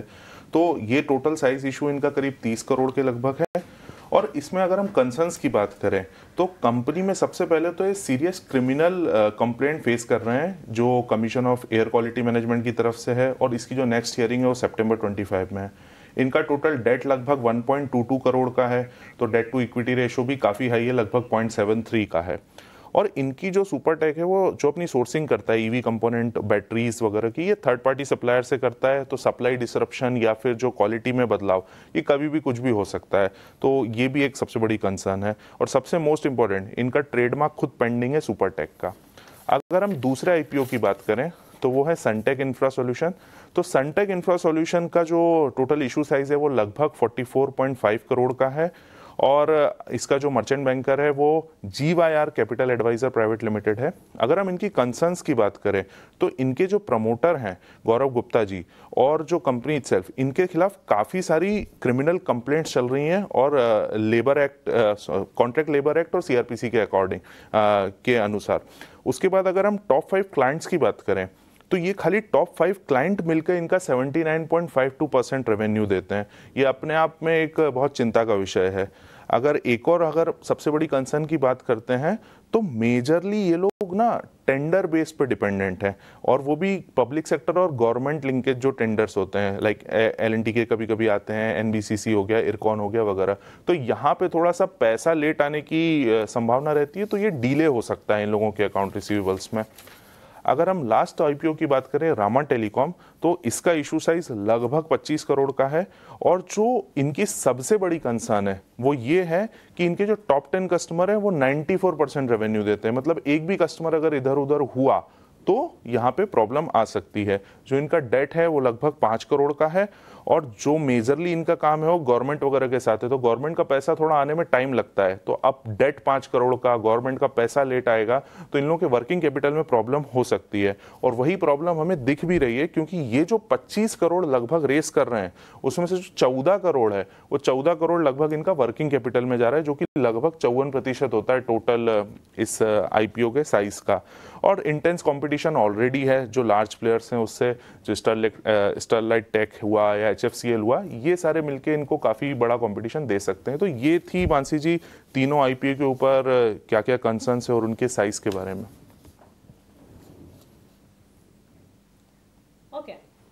पुलकित, बहुत शुक्रिया आपका। तीनों SME IPO से हमारे व्यूअर्स, मार्केट पार्टिसिपेंट्स को आप आगाह भी कर रहे हैं, उनसे जुड़े सारे रैशनल भी आप बता रहे हैं, और ये बहुत इम्पॉर्टेंट है क्योंकि इस वक्त हम देख रहे हैं मार्केट में कई सारे IPOs एक एक कर आ रहे हैं, और इन IPOs में रिसर्च करना बेहद ज़रूरी है एंटर करने से ठीक पहले, और वही कोशिश रहती है 18 आवर्स स्वदेश की। चलिए इन्हीं SME IPOs पर और विस्तार से बातचीत करते हैं। हमारे साथ हमारे एक्सपर्ट तपन दोषी भी जुड़ गए हैं। तपन, गुड मॉर्निंग, स्वागत है आपका 18 आवर्स स्वदेश पर। अपना समय देने के लिए आपका शुक्रिया। आप पुलकित को अभी सुन भी रहे होंगे, सनटेक इंफ्रा सोल्यूशन, रामा टेलीकॉम, ये कुछ IPOs है, और सुपरटेक का, इन तीनों SME IPOs पर वो अपने सारी एनालिसिस शेयर कर रहे थे। आपका टेक क्या है? गुड मॉर्निंग मानसी जी। और मैं पुलकित ने जो किया है पॉइंट्स बोले उसमें कुछ ऐड करना चाहूँगा वैल्यूएशन पर्सपेक्टिव से। तो पहले सुप्राटेक ईवी की बात कर लेते हैं। जैसे आपको पता है कि ईवी स्पेस में ना काफ़ी कंपटीशन है अभी। उनका मार्जिन कुछ 8% के आसपास है, और यहाँ क्या होता है कि आपको फंडिंग की बहुत ज़रूरत होती है, बहुत R&D करना पड़ता है। ऑफकोर्स उनका जो सेल्स है ना ऑलमोस्ट 75 करोड़ पहुँच गया है, लेकिन यहाँ एक ऐसी चीज़ है कि मार्जिन में कभी भी हिट आ सकता है जैसे आप ज़्यादा R&D करते हो। और ऊपर से क्या है कि इनका जो डेट ज्यादा फास्ट बढ़ रहा है, क्योंकि आपने पहले ओला का भी देखा था, और जिस तरह से डेट बढ़ता है ना इंटरेस्ट कॉस्ट से वजह से इनके प्रॉफिटेबिलिटी में बहुत वॉलेटिलिटी आएगी। प्लस जो लीगल केसेस चल रहे जो पुलकित ने बोला वो तो है ही। तो ये सबसे क्या होता है कि मार्जिन में डायरेक्ट इंपैक्ट आता है, और यहाँ इतने सारे प्लेयर भी एंटर हो गए ना, तो यहाँ सस्टेन करना भी बहुत डिफिकल्ट है। तो मुझे ऐसा लग रहा है कि प्रॉफिटेबिलिटी में आगे जाके प्रॉब्लम होगा। वैल्यूएशन अगर आप देखो तो पी रेशियो ऑलमोस्ट इनका पोस्ट अगर ये आईपीओ के बाद ना 24 के आसपास होगा। जो उनका जो कॉम्पिटिटर है डेल्टा ऑटोकॉप उससे भी कम ज़्यादा है, उनका 16 है। तो वैल्यूएशन पर्सपेक्टिव से मैं सुप्राटेक को अवॉइड बोलूँगा। दूसरा हम लोग ले लेते हैं सनटेक इंफ्रा। उनका जो टॉप 5 क्लाइंट्स है ना वो ऑलमोस्ट 80% कॉन्ट्रीब्यूट करते हैं। और खास करके गवर्नमेंट प्लेयर्स जैसे एनबीसीसी, इरकॉन, सो वहां से कुछ भी डिले होता है तो इनको डायरेक्ट इम्पैक्ट आता है, इवन डिले पेमेंट होता है तो भी इम्पैक्ट आता है, जैसे पुलकित ने बोला। ऊपर से क्या है कि यहाँ कॉम्पिटिटिव बहुत बड़ा सेक्टर है ये। इसमें दो मेजर कंसर्न है। एक कंसर्न है कि इनका जो ऑर्डर बुक है ना वो ऑलमोस्ट 10 करोड़ है, जो कह सकते 6 महीने की विजिबिलिटी दिख रही है। जबकि आप दूसरे प्लेयर्स देखेंगे इसी फील्ड में तो उनके 2 से 3 टाइम्स टर्नओवर की विजिबिलिटी होती है, तो ऑर्डर बुक थोड़ा कम है। Plus debt to equity ratio ना ऑलमोस्ट 1.46 है, तो वो भी ज्यादा है, क्योंकि वो ना काफी अगर उनके कॉम्पिटिटर के सामने थोड़ा ज्यादा है, इससे वजह से इनको डायरेक्ट इंटरेस्ट कॉस्ट में भी इम्पैक्ट आएगा एंड वर्किंग कैपिटल मैनेजमेंट में भी थोड़ा इशू आ सकता है। सो मेरे हिसाब से क्योंकि ये स्मॉल केस है, स्मॉल कंपनी है, तो इनको बड़े ऑर्डर लेने में भी प्रॉब्लम होगी। तो Suntech Infra because debt issue और विजिबिलिटी ऑर्डर की वजह से वैल्यूएशन मुझे थोड़ा स्ट्रेच लग रहा है, तो वो भी मेरे लिए अवॉइड है। तीसरा है Rama telecom. Rama telecom almost कह सकते हैं कि टॉप 10 कस्टमर ना 94% रेवेन्यू शेयर करते हैं। काफी बड़ी कंपटीशन है यहाँ, स्टरलाइट टेक, HFCL बड़े प्लेयर्स है, और ये छोटा सेगमेंट, छोटा आईपीओ है, और उनको है ना अगर कंपटीशन करनी है तो नो राइट्स और उन सब के साथ करनी पड़ती है, तो वहां भी एक प्रॉब्लम आ जाती है। एग्जीक्यूशन रिस्क काफी बड़ा है इसमें, and at the end of the day वही है कि इसमें भी थोड़ा वर्किंग कैपिटल का इशू है। वॉलेटिलिटी अर्निंग में काफी दिख रही है, और at the end of the day no जब आपकी वॉलेटिलिटी अर्निंग में दिखते तो आपको पी रेशियो इतना मिलता नहीं है, प्रीमियम मिलता नहीं है। सो वैल्यूएशन पर्सपेक्टिव से ये फुल्ली प्राइस्ड है। आगे जाके देखना पड़ेगा किस तरह से प्रॉफिट बनाता है, लेकिन eight the end of the day इस समय पे रामा टेलीकॉम भी मेरी तरफ से अवॉइड होगा। चलिए, तो एसएमई आईपीओज पर टेक एनालिसिस और एक्सपर्ट का क्या मानना है, ये सब आपके सामने इस वक्त। तपन, आपका शुक्रिया हमारे साथ जुड़ने के लिए और आपके एनालिसिस इन तीनों आईपीओज, एसएमई प्लेटफॉर्म आईपीओज पर बताने के लिए। Thank you so much. चलिए आगे बढ़ेंगे और हमारी पैनल पर एक और एक्सपर्ट जुड़ गए हैं निमेश ठाकर .com से। निमेश ठाकर हैं हमारे साथ, आइए उनसे जुड़ते हैं, उनसे जानते हैं कि भारतीय बाजार की शुरुआत से ठीक पहले कौन से स्टॉक्स हैं उनके रेडार पर। निमेश, गुड मॉर्निंग। आपके स्टॉक स्पेसिफिक कॉल्स बाजार खुलने से ठीक पहले आप पहले बताएं। Very good morning Mansi. देखिए, HDFC AMC का चार्ट स्ट्रक्चर काफी स्ट्रॉन्ग लग रहा है। स्टॉक एक हायर टॉप हायर बॉटम का फॉर्मेशन दिखा रहा है, और अगर हम लोगों ने देखे कि 21 EMA का एक सपोर्ट लेके कल के सेशन में एक अच्छा बाइंग हम लोगों ने देखा है, तो HDFC AMC मेरा मानना है कि नीचे की तरफ 4,980 का स्टॉप लॉस लगा के बाय करना चाहिए, और आने वाले दिनों में पोजिशनल बाय है तो ऊपर में फिर से 5,300 5,500 तक के लेवल देखने को मिल सकते हैं। तो HDFC AMC करंट लेवल से बाय रिकमेंडेशन है। और दूसरा स्टॉक ऑटो स्पेस से है, और वो कंडीशनल बाय है TVS मोटर। चार्ट स्ट्रक्चर देखें तो एक अच्छा स्ट्रक्चर बन रहा है, कंसोलिडेशन का एक स्ट्रक्चर है, और ब्रेकआउट आने की तैयारी में है स्टॉक के अंदर। मेरा मानना है कि स्टॉक के अंदर अगर बात करें तो 2,850 का जो एक लेवल है वो एक रेजिस्टेंस एरिया है। अगर 2,850 के ऊपर निकलता है तो TVS मोटर के अंदर जो है वो बाय करना चाहिए। 2,820 का एक स्टॉप लॉस लगाना चाहिए, और मेरा मानना है कि ऊपर में 3,000 तक के लेवल आराम से TVS मोटर के अंदर देखने को मिल सकते हैं। तो HDFC AMC और TVS मोटर, ये दो स्टॉक के अंदर मैं बाय रिकमेंडेशन कर रहा हूँ। 5,500 HDFC AMC के टारगेट्स नजर आ सकते हैं। TVS मोटर में भी खरीदारी के मौके ढूंढे जाएं। दो कॉल्स इस वक्त निमेश ठाकर की तरफ से खरीदारी की 3,000 तक के टारगेट्स TVS मोटर पर 2.25% के अगेंस्ट 2837 के लेवल्स पर ये स्टॉक ने कल ट्रेड क्लोज किया था। लेकिन एक और स्पेस है निमेश जिस पर आपसे एक टेक्निकल नजरिया तो लेंगे ही, लेकिन राहुल आपसे एक फंडामेंटल टेक पहले लेना चाहूंगी। डिफेंस और शिप बिल्डिंग का खेमा, इस स्पेस को राहुल आपके हिसाब से कैसे देखा जाना चाहिए? क्योंकि लगातार हम देखते हैं news flows, order wins, MOUs के चलते डिफेंस और शिप बिल्डिंग कंपनियां फोकस रेडार पर रहती हैं, लेकिन काफ़ी महंगे भी हो चुके हैं ये स्टॉक्स। एंट्री अपॉर्चुनिटीज़ देते ज़रूर हैं, जैसे कल के सत्र में ही सारे डिफेंस और ship building stocks tank down हुए थे, लेकिन जो इतना चले हैं वो कितना गिरेंगे भी। क्या गिरावट दिखे तो उस गिरावट में एंट्री अपॉर्चुनिटी ढूंढनी चाहिए? क्योंकि हाँ, MOUs और डेवलपमेंट्स का सिलसिला तो लगातार स्पेस के लिए चलता ही आ रहा है, और सरकार भी काफ़ी फोकस्ड है डिफेंस की ग्रोथ एंड अपब्रिंगिंग के लिए। देखिए, पूरा डिफेंस एज अ सेक्टर हम देखें तो ये स्ट्रक्चरल बुल मार्केट जैसा है। ये डिफेंस एज अ स्पेस हम लास्ट 1-1.5 साल से हम देख रहे हैं मैसिव बाइंग और न्यू हाइज बनाते हुए देखने को मिला है। और सभी कंपनीज जितने भी लिस्टेड स्पेस पे पीएसयू पैक के अंदर आप देखोगे तो मेरे ख्याल से जिस तरह से in terms of as you rightly said के वैल्यूएशन महंगे जरूर दिखते हैं, पर जिस तरह से ग्रोथ आप देखें और इन टर्म्स ऑफ मार्केट कैप देखें और ये कंपनीज देखें तो मेरे ख्याल से अभी भी इन टर्म्स ऑफ आप देखें ओवरऑल मार्केट कैप के परस्पेक्टिव से तो अभी भी सस्ते ही है। In terms if I look at it, if you have a horizon of 3-4 years, लगता है कि जिस तरह से हम ग्लोबल जियोपॉलिटिकली इश्यूज देखने को आ रहे हैं तो ऑब्वियसली डिफेंस बजट कंट्री का बढ़ते हुए देखने को मिलेगा नेक्स्ट 2-3 साल के अंदर। तो मुझे लगता है कि ऑब्वियसली यही फैक्टर्स है जिस जहाँ पे हम देख रहे हैं कि most of the defence and ship building companies आपको अच्छे खासे मोमेंटम देखने को मिले हैं। तो मुझे लगता है अभी भी ये स्पेस में बाइंग की जा सकती है। ऑब्वियसली बीएल आप देखो तो जो लगातार आउट परफॉर्मर रहा है, stock is almost doubled in last year and a half. अभी भी ये साइज ऑफ अपॉर्चुनिटी और ग्रोथ, और अभी भी मुझे पूरे सेक्टर के अंदर इसके अंदर वैल्यू यही लेवल पे भी दिखता है। तो if you are an investor definitely BL add किया जा सकता है। एंड ऑब्वियसली बाकी सब जो 2-3 स्टॉक्स जो है जैसे कोचिन शिपयार्ड या मेस्काओ या ये सभी अपने ऐसे एचएएल, ये सभी ऐसे पोर्टफोलियो बना के लिया जा सकता है ना फिर लॉन्गर टर्म व्यू। तो थोड़े वॉलेटिलिटी जरूर रहेगी, ऐसे जैसे जैसे सीज फायर हुआ तो कल थोड़ा एक बार मोमेंटम थोड़ा ढीला हुआ ये सब स्टॉक्स के अंदर। But if you have a play for next 2-3 years, definitely defense as a sector, one should have an allocation in the portfolio.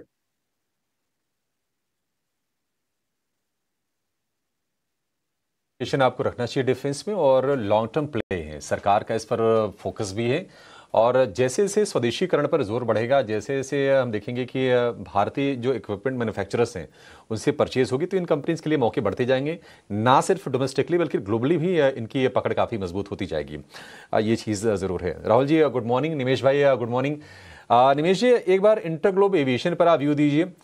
कल हमने देखा कि क्रूड जिस तरह से नीचे आए हैं तो इंटरग्लोब ने भी रफ्तार पकड़ी, 2.5% के आसपास की तेज़ी पर बंद हुआ है। और डेटा भी आए हैं मार्केट शेयर को लेकर कि इनका जो मार्केट शेयर है, घरेलू मार्केट शेयर, वो बढ़ के हो गया है 64.6%। मंथ ऑन मंथ की ये फिगर है। तो सस्ता क्रूड, बढ़ता मार्केट शेयर, ईरान का एयर स्पेस भी खुल गया है, तो पॉजिटिव चीज़ें हैं। और वैसे भी मतलब एक तरह से मोनोपोली ही कहिए आप एविएशन मार्केट में। इसको लेकर व्यू क्या है, ट्रेडिंग की रणनीति, और किसी को अगर लंबी अवधि के लिए रखनी है तो उसकी भी आप स्ट्रेटजी शेयर कीजिए टारगेट के साथ। Very good morning Abhishek ji. देखिए, इंडिगो का जिस तरह से चार्ट स्ट्रक्चर बन रहा है, डेली चार्ट स्ट्रक्चर एक साइडवे का है। स्टॉक एक रेंज के अंदर कारोबार कर रहा है और 5710 के एक लेवल है। जब तक वो लेवल ब्रेक नहीं करता है तब तक ये रेंज में रहने के चांसेस ज्यादा है।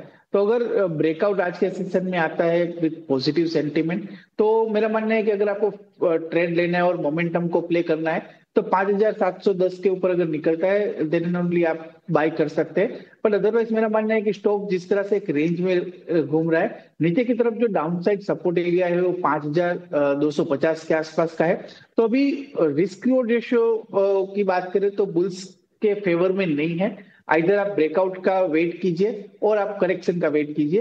तो मेरा मानना है कि फिलहाल अगर आपको शॉर्ट टर्म व्यू लेना है, ट्रेडिंग पॉइंट ऑफ व्यू से लेना है, तो फिलहाल आपको अवॉइड करना चाहिए। इधर 5710 के ऊपर निकलता है देन एंड ओनली बाय, और 5250 के आसपास buy. Investment point of view से बात करें तो काफी कुछ पॉजिटिविटी ये स्टॉक के अंदर फैक्टर इन हो चुकी है। मेरा मानना है कि यहाँ से लॉन्ग टर्म के लिए आपको एसआईपी मोड जो है वो एक अच्छा रहेगा, क्योंकि स्टॉक के अंदर काफी रनअप आ गया है। तो लॉन्ग टर्म के लिहाज से व्यू बुलिश है, बट एक साथ नहीं, बाय ऑन डिप्स की स्ट्रेटेजी या एसआईपी मोड के अंदर आप एक्यूमुलेट कर सकते हैं। ठीक है, बाय ऑन डिप्स कीजिए, निवेश करना है तो। अगर आपको ट्रेड करना है तो 5700 के ऊपर लीजिए, या फिर 5250 के आसपास जब शेयर आ जाए तो इसमें आपके लिए मौके बनेंगे ट्रेड के लिहाज से। देखिए, एयरलाइंस के टोटल ऑपरेटिंग कॉस्ट का करीब 40% के आसपास एटीएफ पर खर्च होता है, और एटीएफ के गिरावट की कीमतों में हमने गिरावट का ट्रेंड देखा है। पिछले 3 महीने के जो डेटा है, उम्मीद करके चलेंगे कि वो ट्रेंड का कंटिन्यूएशन होगा। तो ये एक स्टॉक बढ़िया स्टॉक है, आपकी इस पर नज़र ज़रूर होनी चाहिए। कंजम्पशन से जुड़ा एक और शेयर सामने लेकर आइए, और वो है D mart, Avenue super mart. हमने देखा था कि पिछले दिनों खबर आई थी कि रतन मॉल में आगरा में इन्होंने अपना स्टोर खोला था, 421वां स्टोर खोला था। शेयर जोर से उस दिन चला था और अब खबर ये आई है कि इन्होंने अपना एक स्टोर खोला है तमिलनाडु में, 422वां स्टोर है, तिरुवल्लुवर में स्टोर खोला गया है।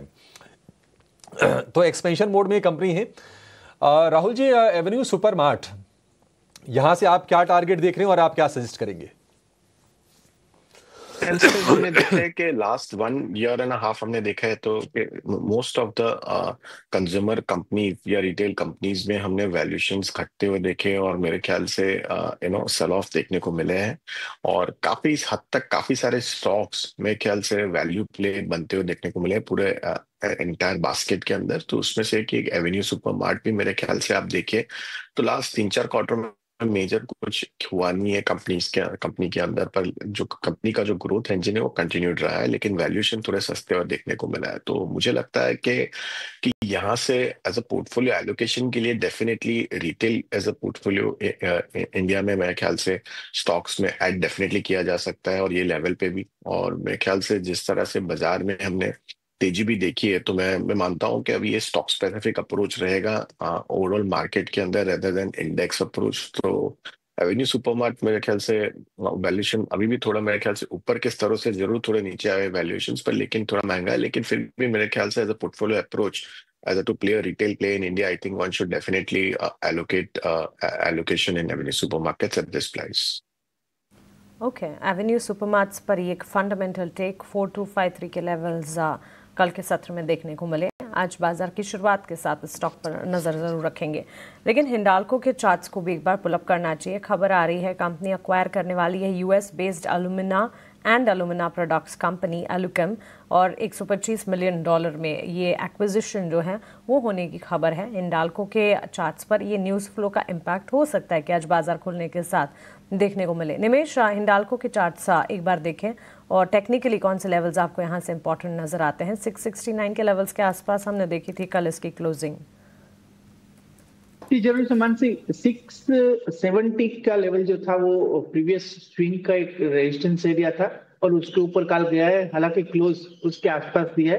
तो मेरा मानना है कि आज के सेशन में अगर 670 के ऊपर स्टॉक सस्टेन होता है तो एक अच्छा ब्रेकआउट मिल सकता है और स्टॉक के अंदर हम लोग फ्रेश मोमेंटम जो है वो एक्सपेक्ट कर सकते हैं। और जो मोमेंटम अगर बनता है तो मेरा मानना है कि 690 700 तक के लेवल भी देखने को मिलेंगे। तो 670 जो है वो काफी क्रुशियल लेवल है और उसके आसपास ही क्लोज आया है। तो व्यू मेरा बुलिश है हिंडाल्को के अंदर। जिस तरह से चार्ट स्ट्रक्चर है, जिस तरह से परसों का हम लोगों ने एक बड़ा कैंडल देखा था, व्यू बुलिश है। 670 के ऊपर आप बाय कॉल ले सकते हैं। बाय कॉल इनिशिएट किया जा सकता है। न्यूज़ फ्लो का इम्पैक्ट ज़रूर नज़र आएगा आज सत्र में। लेकिन चलिए, इस वक्त गिफ्ट निफ्टी से पॉजिटिव इंडिकेशंस, एशियाई बाजार ठीक ठाक और यूएस मार्केट्स के अप मूव्स के बीच कच्चे तेल का उबाल भी थमा है। मार्केट्स लाइव की शुरुआत करते हैं और शुरुआत सीधा कैनरा बैंक हेडलाइंस के साथ।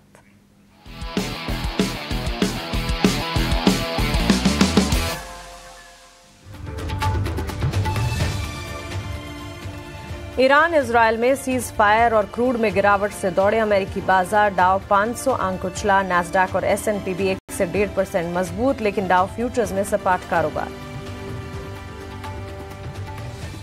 एशियाई बाजारों से अच्छे संकेत। गिफ्ट निफ्टी करीब 125 अंक चढ़कर 25,200 के पास। हांगकांग के बाजार में भी 150 अंकों से ज्यादा की तेजी। चीन और कोरिया भी हरे निशान में, लेकिन जापान में कमजोरी। वोडाफोन आइडिया ने AGR बकाये में राहत की खबरों पर दी सफाई। कहा 84,000 करोड़ रुपए की रिलीफ पर सरकार से नहीं हुई कोई बात। ग्लोब सिविल प्रोजेक्ट्स का IPO पहले दिन करीब 7 गुना भरा। प्राइस बैंड 67 से 71 रुपए प्रति शेयर। मार्केट एक्सपर्ट शरण लेलानी की अवॉइड की राय। 3 नए SME IPOs, Icon Facilitators, Abram Food, Shri Hari Krishna sponge का आज दूसरा दिन। मार्केट एक्सपर्ट तपन दोषी की तीनों ही SME IPOs में अवॉइड की राय। और बॉलीवुड की ब्लॉकबस्टर शोले ने पूरे किए 50 साल। इस मौके पर देखिए शोले का शेयर बाजार से अनोखा कनेक्शन। स्पेशल शो कमाई के शोले आज दोपहर 12:30 बजे।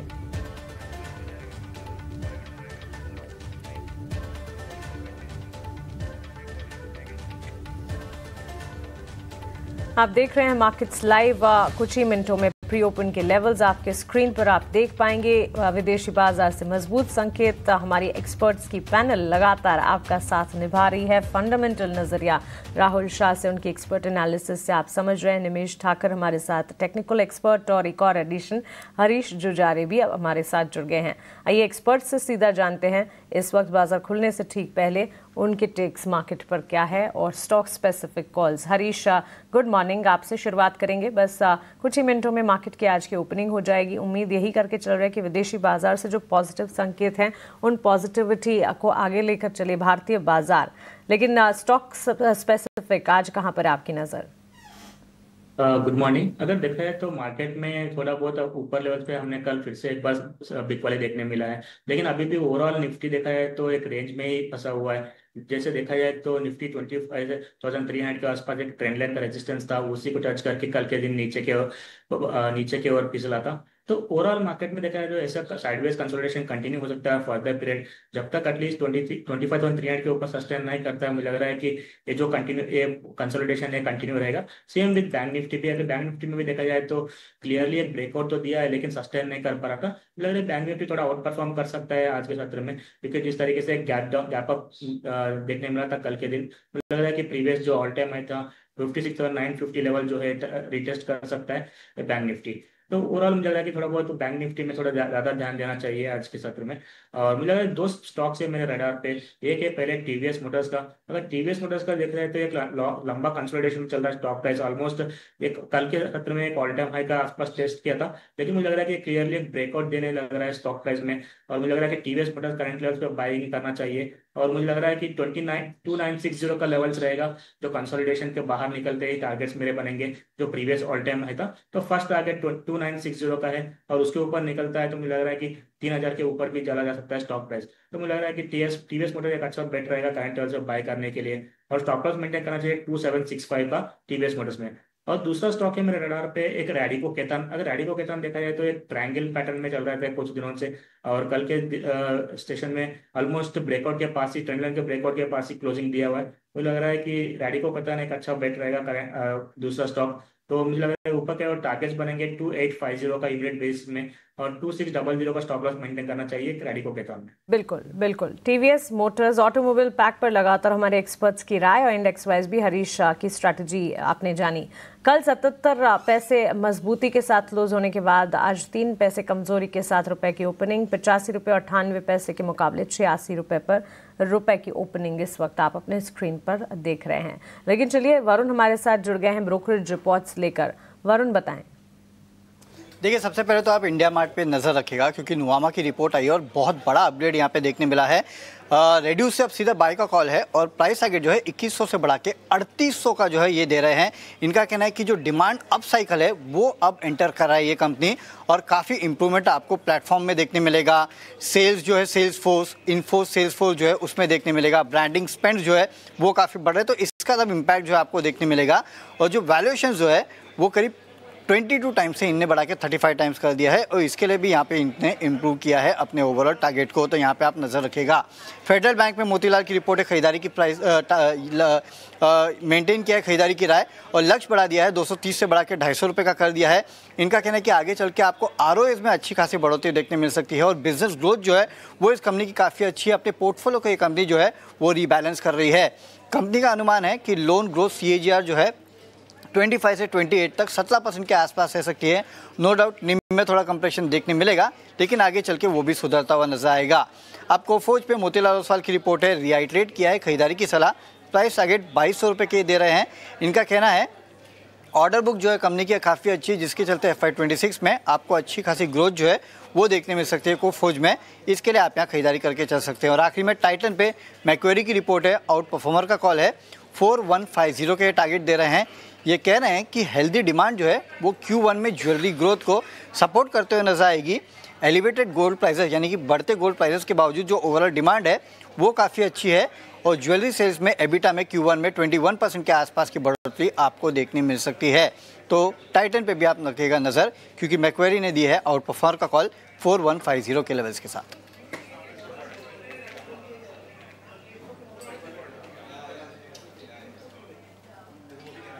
ठीक है, टाइटन पर मैक्वारी का व्यू लक्ष्य 4150 का, तो कुछ अच्छे रिपोर्ट्स हैं, तो कंजम्पशन वाले शेयर वैसे भी फोकस में रहेंगे और आप उन पर नज़र ज़रूर रखिए।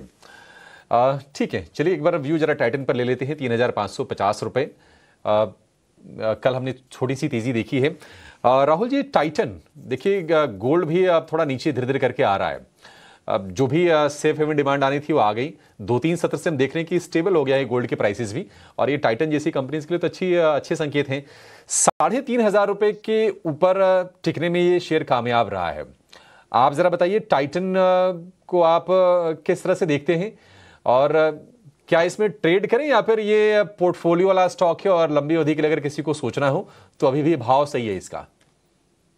तो मेरे ख्याल से हम देखें तो एक जो सेक्टर है एंटायर कंजम्पशन स्पेस पे, जिसमें ग्रोथ और लगातार नंबर्स में अच्छी खासी बढ़ोतरी देखने को मिली है, वो है ज्वेलरी सेगमेंट में। तो हम देखें पूरा सेगमेंट देखें, पूरे सेक्टर में देखें तो सभी स्टॉक्स मेरे ख्याल से चले हैं, और लेकिन थोड़ा obviously in sync with markets में थोड़े प्रॉफिट बुकिंग जरूर देखने को मिले हैं। लेकिन जिस तरह से सेटअप है, मुझे लगता है कि Titan is both, you can always trade at this current levels. मुझे लगता है जिस तरह से ग्रोथ लास्ट क्वार्टर में भी जो उनका नंबर्स आए थे और जो मार्केट कमेंट्री रही थी उनकी, और जिस तरह से स्टॉक्स मेरे ख्याल से साइडवेज रहा है और जिस तरह से मार्केट ग्रिप में है, तो दोनों किया जा सकता है। और आने वाले नेक्स्ट 2 क्वार्टर प्लस जो मैक्रोस बढ़ते हुए देखने को मिले, तो मेरे ख्याल से spending on the jewellery will definitely move higher, और जो मैनेजमेंट की गाइडेंस भी रही है। और अभी अब हम देखेंगे मॉनसून के बाद festive season and so on and on.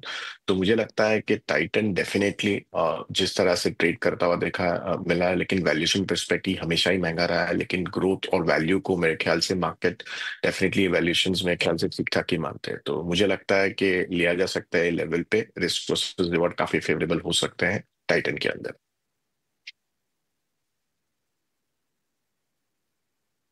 Word favourable है, थोड़ा महंगा है, लेकिन महंगा रहा है शेयर ये, लेकिन ग्रोथ की अपॉर्चुनिटी अच्छी देता है, तो वो फिर थोड़ा जस्टिफाइड हो जाता है उसका महंगा वैल्यूएशन। एक और शेयर जहां पर हम अच्छी लॉन्ग पोजीशन बनते हुए देख रहे हैं, और शेयर है डिलीवरी। वैसे अगर फंडामेंटली देखेंगे तो ये कंपनी जो है अपने पीयर से मुकाबले काफ़ी ज़्यादा महंगी है, लेकिन कल के सत्र में और उसके 1-2 सत्र और पहले से भी हम देख रहे हैं कि धीरे धीरे बाइंग इंटरेस्ट बढ़ रहा है। ओपन इंटरेस्ट एडिशन कल के सत्र में काफ़ी अच्छा था। हरीश भाई, आप जरा डिलीवरी को लेकर बताइए, तेजी का माहौल इसमें क्या बना रहेगा? आपके हिसाब से टारगेट्स क्या होंगे?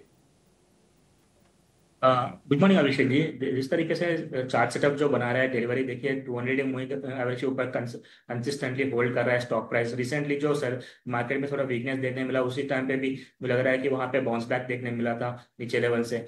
तो मुझे लग रहा है कि जो चलिए 200 मूविंग एवरेज 335 के आसपास है, तो उसके ऊपर टिका हुआ है। मुझे लग रहा है कि इसमें तेजी कंटिन्यूएशन है, और ऊपर के लग रहा है कि शॉर्ट टर्म में देख रहा है 405 के आसपास एक छोटा सा रेजिस्टेंस है। मुझे लग रहा है कि ये भी निकल सकता है जल्दी ही। तो अगर ये निकलता है तो मुझे लग रहा है कि एक लंबे समय के लिए एक बड़ा सा ब्रेकआउट मिल सकता है, जो कि स्टॉक प्राइस को ऑलमोस्ट 450 से लेकर 480 लेवल तक नीचे ऊपर की ओर खींचने के ज्यादा चांसेस है।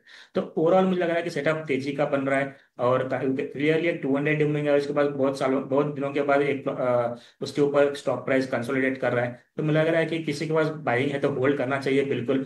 मुझे लग रहा है कि इसमें स्ट्रॉन्ग बिल्टअप हो रहा है, और स्टॉक प्राइस में भी मुझे लग रहा है कि ऊपर 450 देखे 480 लेवल से एक शॉर्ट मीडियम टर्म में सिनेरियो में देखने मिल सकता है। अगर ट्रेडर्स है तो ट्रेडर्स के लिए मुझे लग रहा है कि करंट लेवल से बाइंग में एडवाइस कर सकता हूँ। और नीचे का स्टॉप लॉस जैसे बताया 335 का स्टॉप लॉस मेंटेन कीजिए। ऊपर की ओर मुझे लग रहा है कि 420 से पहला टारगेट रहेगा शॉर्ट टर्म के लिए के लिए अपवर्ड टारगेट्स, लेकिन बाजार की मजबूत शुरुआत के संकेत तो नजर आ रहे हैं। प्री ओपन के लेवल्स इस वक्त आप अपनी स्क्रीन पर देख रहे हैं।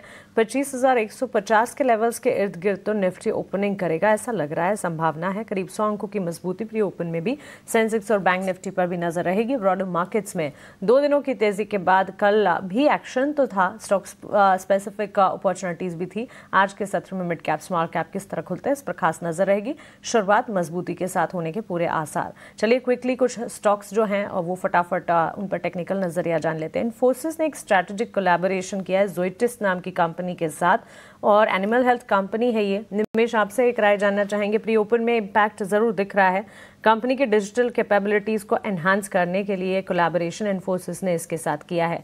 आपकी राय इन्फोसिस पर क्या होगी?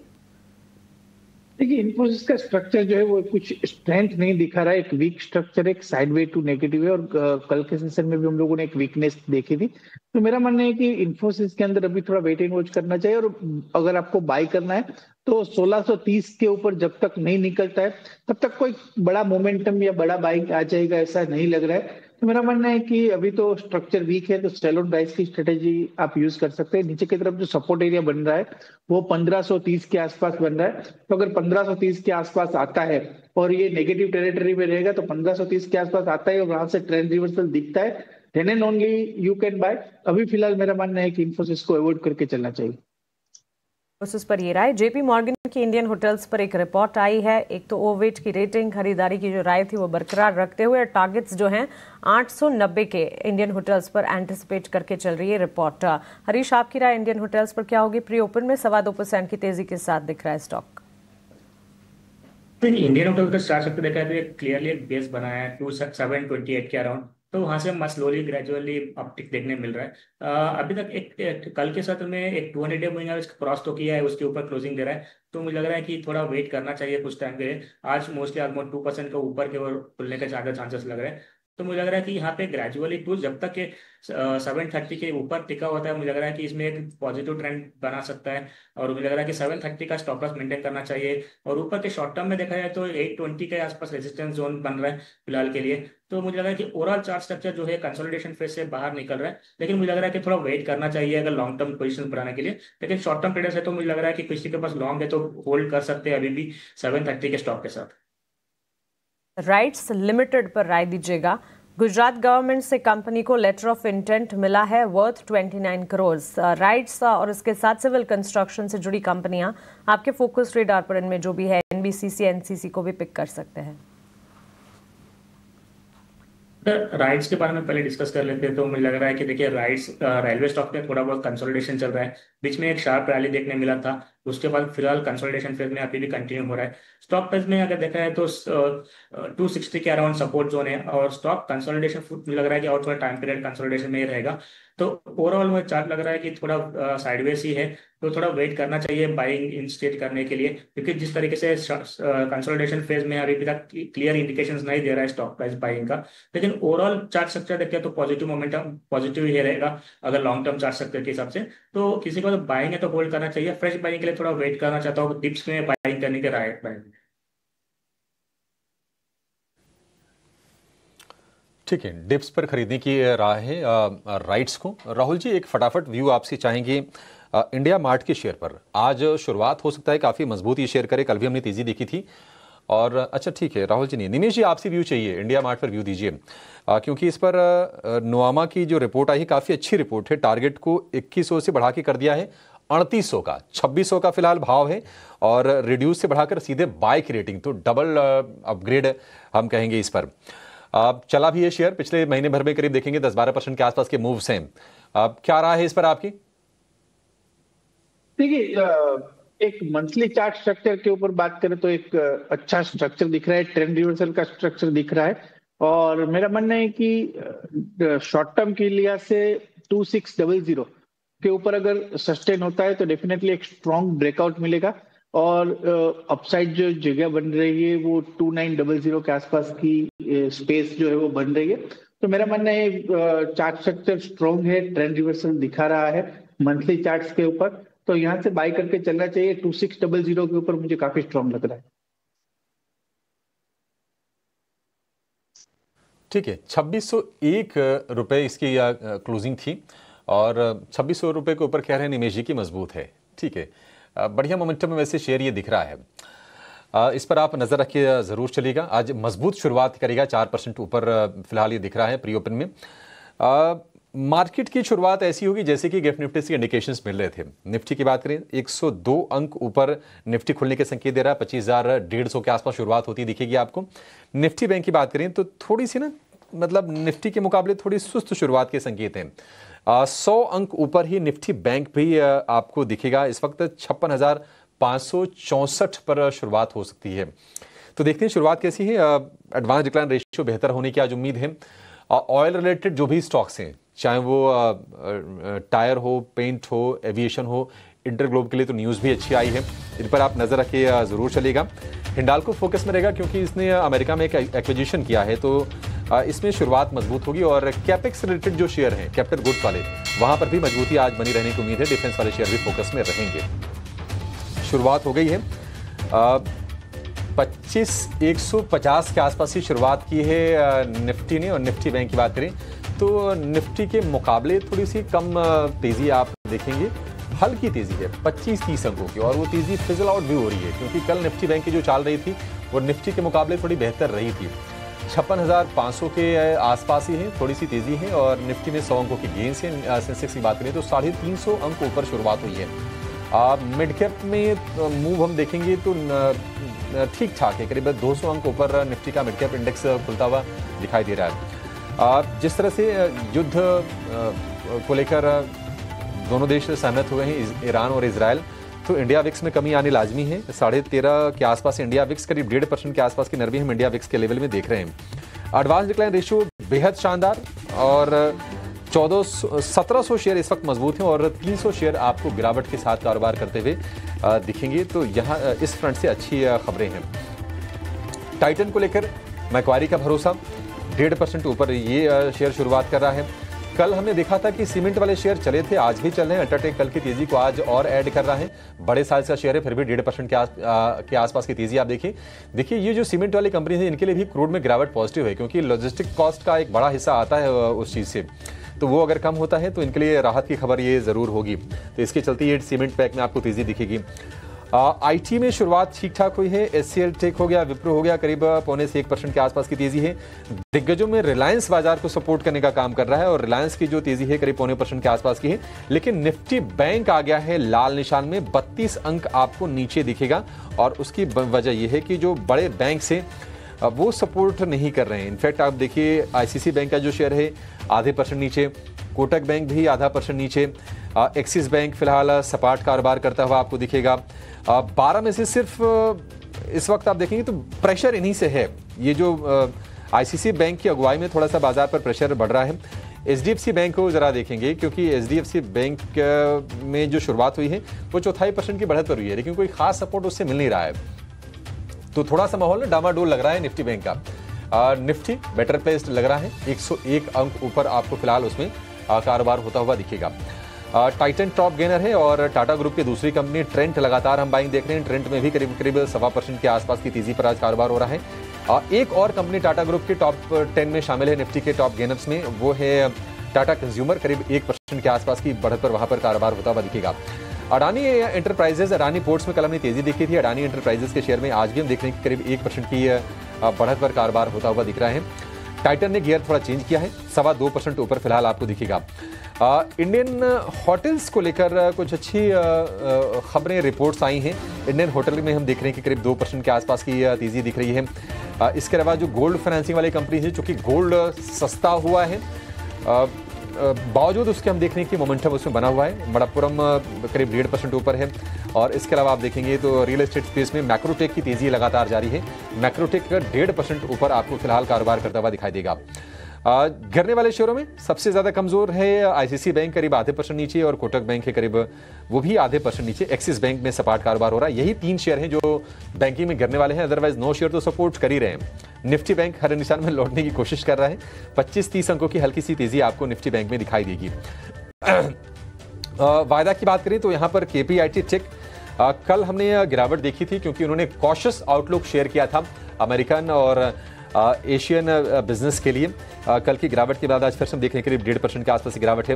बायोकॉन में कमजोरी है, करीब 1.25% के आसपास की। डिफेंस वाले शेयर थोड़े नरम ही है, कल हमने देखे थे प्रॉफिट टेकिंग का दौर आया था। एचएल आज भी कमजोर है, करीब 0.5% 0.25% नीचे कारोबार कर रहा है। वोडाफोन आइडिया कल तेज रफ्तार से चला था, आज थोड़ी सी वहां पर गिरावट हम देख रहे हैं, क्योंकि वोडाफोन आइडिया ने कहा है कि सरकार की तरफ से कोई उनको इंटरवेंशन नहीं मिला है 84,000 करोड़ रुपए का जो एचजीआर ड्यूज है उस पर राहत को लेकर। बड़े मूव्स का है बाजार में, जरा एक बार ये देख लेते हैं। तो इंडिया मार्ट, इस पर ब्रोकरेजेस की रिपोर्ट अच्छी, अपग्रेड किया गया शेयर को, टारगेट को बढ़ा के किया गया 3800 रुपये, तो सीधे अब ये 5% ऊपर है, 2621 रुपये का भाव आपको दिखेगा इसको लेकर। केसी इंटरनेशनल में करीब 4% के आसपास की तेजी है। केमिकल वाले जो शेयर है वहां पर भी तेजी है। बालाजी अमाइंस ऊपर आपको दिखेगा। एमजीएल ऊपर है, करीब 2.5% कारोबार कर रहा है। जीआईसी में करीब 3% की तेजी पर शुरुआत हुई है। और इसके अलावा इंडियन होटल्स मजबूती के साथ आपको कारोबार करता हुआ दिखेगा। जीएसके फार्मा एक और शेयर है फार्मा स्पेस में, जहां तेजी थोड़ी सी ज़्यादा दिख रही है। गिरावट वाले अगर हम शेयरों की बात करें तो कोई बहुत ज़्यादा कोई डैमेज एज सच नहीं है, कोई मतलब बहुत कमजोरी के संकेत मिल नहीं रहे हैं। बायोकॉन, सुप्रीम पेट्रो, केपीआईटी टेक, ये कुछ शेयर्स हैं एनएसई 500 में जहां पर आपको हल्की कमजोरी दिखेगी। डिफेंस वाले जो शेयर हैं वो सुस्त हैं, वहां पर बाइंग नहीं हो रही है, कल गिरावट के शिकार हुए। आज हम देख रहे हैं कि हल्की सी कमजोरी पर शुरुआत हुई है। निफ्टी की जो तेजी है करीब करीब 125 अंकों के आसपास की है। सेंसेक्स करीब 400 अंकों पर। निफ्टी बैंक कोशिश कर रहा है हर निशान में टिक के आगे बढ़ने की। अगर आप सेक्टर इंडेक्स को देखेंगे तो निफ्टी का रियल्टी इंडेक्स भी आपको मजबूती के साथ आज कारोबार करता हुआ दिखाई देगा। तो ओवरऑल जैसे संकेत थे गिफ्ट निफ्टी से उसी तरह तर्ज पर शुरुआत हुई है। क्या मौके हैं जरा ये समझते हैं। स्टॉक्स में आपके लिए ट्रेड के अच्छे आकर्षक मौके कहां पर हैं ये भी जानेंगे और अपने एक्सपर्ट्स के पास चलेंगे सीधे ओपनिंग ट्रेड के लिए।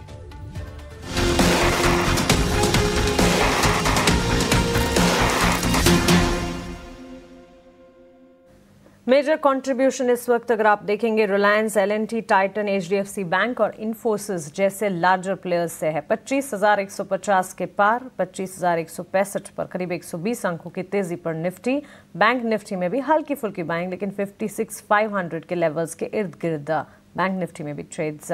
इंडिया विक्स कंफर्ट लेवल्स के बिल्कुल नज़दीक, कंफर्ट लेवल्स ही कह सकते हैं, 13 के लेवल के आसपास 2-2.5% की गिरावट यानी कि रिलीफ। निमेश बताइए बाजार की शुरुआत को आप कैसे देखते हैं और ओपनिंग ट्रेड्स क्या होंगे आपके? देखिए बाजार की शुरुआत अच्छी है, बट मेरा मानना है कि 25,200 एक लेवल है जहां पर बुल्स बार बार अटेम्प्ट कर रहा है क्रॉस करने की और वहां पर क्रॉस नहीं कर पा रहा है। तो ये थोड़ा चैलेंजिंग है बुल्स के लिए। कल के सेशन में भी हम लोगों ने देखा था अच्छी गैप अप ओपनिंग थी और क्लोजिंग आते हुए सारी जो पॉजिटिविटी थी वो निकल गई थी। तो जब तक 25,200 के ऊपर निफ्टी सस्टेन नहीं होती है, ये काफी चैलेंजिंग लेवल है बुल्स के लिए। तो 25,200 के ऊपर सस्टेन होना काफी जरूरी है। अगर हमको यहाँ से बड़ा मोमेंटम लेना है तो 25,200 क्रूशियल लेवल है। तो यहाँ से मैं थोड़ा वेट एंड वॉच करूंगा। फ्रेश यहाँ से बाई इनिशिएट करने का रिकमेंडेशन नहीं है, थोड़ा वेट एंड वॉच कीजिए। स्टॉक स्पेसिफिक अप्रोच रख के आप जो है वो ट्रेड ले सकते हैं, क्योंकि यहाँ से आज के दिन में कोई बड़ी मूवमेंट आ जाएगी निफ्टी में, ऐसा मेरा मानना नहीं है। तो अभी ये 25,200 के आसपास है। Let's see, wait and watch, 1 घंटे क्या मूवमेंट होती है, and then only we can initiate buy for Nifty. Stock specific की अगर बात करें तो ऑटो सेक्टर में अच्छी मोमेंटम जो है वो दिख रही है और हुंडई का एक चार्ट स्ट्रक्चर काफी स्ट्रॉन्ग है। स्टॉक नया लाइफ टाइम हाई बना रहा है। तो मेरा मानना है कि मोमेंटम प्ले करना है तो हुंडई के ऊपर यहाँ से प्ले करना चाहिए। हुंडई का चार्ट स्ट्रक्चर ओके। हुंडई के अलावा कोई स्टॉक निमेश आप बताएं, हुंडई हमारे लिस्ट में नहीं है। अच्छा, अगर हुंडई के अलावा अगर चाहिए तो देखिए आइसर मोटर का व्यू पहले से मेरा बुलिश है और आइसर मोटर में भी मैं देख रहा हूं कि यहाँ से एक अच्छा ब्रेकआउट आया है। तो अगर यहाँ से कोई भी डीप आता है 5,550 के आसपास तो आइसर मोटर में यहाँ से बाई करके चलना चाहिए। और मेरा मानना है कि 5,700 तक के लेवल आराम से देखने को मिल सकते हैं। तो 5,500 के आसपास आता है तो आइसर मोटर के अंदर बाई करके चलना चाहिए। 700 तक के लेवल्स नजर आ सकते हैं। आइसर मोटर्स को वॉच लिस्ट में जरूर रखें। हरीश आप बताइए आपकी तरफ से ओपनिंग ट्रेड्स क्या होंगे? मानसी जी, जिस तरीके से मार्केट खुला है देखिए ऊपर के लेवल अभी भी सस्टेन करना थोड़ा डाउटफुल ही है, लेकिन कंसोलिडेशन है। लेकिन ब्रॉडर मार्केट पर्सपेक्टिव से देखते हैं तो मुझे लग रहा है कि अभी ब्रॉडर पर्सपेक्टिव में बहुत ज्यादा स्ट्रेंथ दिखा रहा है स्टॉक स्पेसिफिक वाइज। तो मेरे रडार पे 2 स्टॉक्स है। पहला स्टॉक है जुबिलेंट फूड्स। देखिए जुबिलेंट फूड्स एक कंसोलिडेशन में था, एक ट्रायंगल में पैटर्न में ट्रेड हो रहा था। तो आज के दिन में क्लियरली ब्रेकआउट दिया है जुबिलेंट फूड। मुझे लग रहा है कि जुबिलेंट फूड बाय करने की राय रहेगी मेरा। और ऊपर अगर इमीडिएट बेस में शॉर्ट टर्म में देखा जाए तो मुझे लग रहा है कि 740 का इमीडिएट टारगेट्स बनेंगे। अगर लॉन्ग टर्म पर्सपेक्टिव से देखता है तो मुझे लग रहा है कि क्लियरली एक बड़ा ब्रेकआउट दिया हुआ है स्टॉक प्राइस, तो जो कि 780 तक भी लेके जा सकता है स्टॉक प्राइस का मोमेंटम। तो और स्टॉप लॉस मेंटेन करना चाहिए 685 का और होल्ड करना चाहिए शॉर्ट टू मीडियम के टर्म के लिए। मेरा कॉल रहेगा जुबिलेंट फूड में। और दूसरा स्टॉक है कोफोर्ज में जिस तरीके से आईटी में थोड़ा मोमेंटम है, मुझे लग रहा है कोफोर्ज एक क्लियर कट बाइंग है यहाँ पे, क्योंकि जो कंसोलिडेशन से बाहर निकला हुआ है, मुझे लग रहा है कि स्टॉक प्राइस में मोमेंटम बिल्कुल है बाय, और कल के साथ में वॉल्यूम्स भी अच्छा खासा हुआ था, तो उसके चलते कोफोर्ज एक बाई करने की राय रहेगी। ऊपर मुझे लग रहा है कि टारगेट्स बनेंगे 1900 1940 का शॉर्ट टू मीडियम टर्म के लिए, और स्टॉप लॉस मेंटेन करना चाहिए 1820 का। इस बीच बीएससी सोर्सेज के हवाले से कुछ खबरें आती हुई देखने को मिली। एक्सचेंजेस पर एनएससी के जो पेंडिंग मामले हैं उनको लेकर मामलों के निपटारे के लिए 1000 करोड़ से ज़्यादा के ऑफर की खबर इस वक्त सोर्सेज के हवाले से आप देख रहे हैं। सेटलमेंट ऑफर में कोलोकेशन, डार्क फाइबर मामले भी शामिल हैं। पेंडिंग या लंबित जो मामले हैं उन्हें जल्द से जल्द निपटाने के लिए, उनके जल्द से जल्द सॉल्यूशंस लाने की इस वक्त बात हो रही है। कोलोकेशन इश्यू मामले में 640 करोड़ का भुगतान भी किया है। कोलोकेशन इश्यू मामले में अब तक भुगतान हो चुका है और आगे भी जो पेंडिंग मामले हैं उन्हें ठीक जल्द से जल्द निपटारे की खबर आती हुई बीएससी लिमिटेड के चार्ट्स पर नजर होनी चाहिए। एनएससी ने लंबित मामलों के निपटारे के लिए सेबी से संपर्क किया है, ये खबर इस वक्त आती हुई। एक्सचेंज एंसलरीज की चाल पर एक फोकस करते हैं और इस वक्त बीएससी लिमिटेड में तो हम देख रहे हैं मजबूती। हरीश, काफ़ी दिनों के डाउन ट्रेंड साइडवेज मूव्स के बाद बीएससी लिमिटेड में अप मूव्स अब आज दिख रहे हैं। सीडीएसएल में करीब 1.25% की तेज़ी। कैम्स के चार्ट्स को भी देखना चाहिए। एक्सचेंज एंसलरीज आज फोकस रेडार पर है। बिल्कुल मानसी जी, जिस तरीके से हमने पिछले कुछ टर्म से वोलेटिलिटी देखने मिला है बीएससी और बीएससी में स्पेशली, देखिए लेकिन नीचे के लेवल पे शानदार बाइंग देखने मिला है, स्विच रिकवरी देखने मिल रहा है।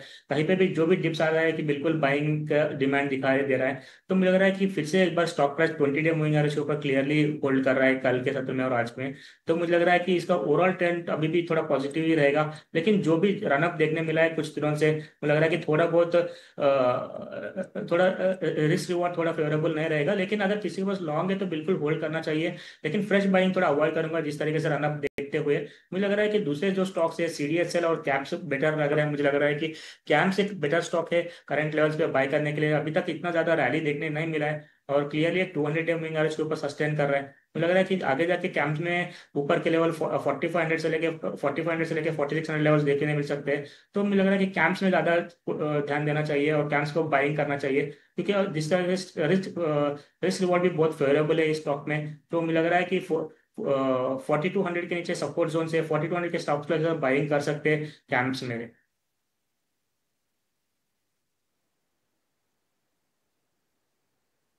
कैम्स को लेकर ये भी निफ्टी में करीब 130 अंकों की तेजी इस वक्त है और इस तेजी में जो बड़ा योगदान है वो हम देख रहे हैं कि कंजम्पशन वाले शेयरों का है, जो खपत के जो खिलाड़ी कहे जाते हैं।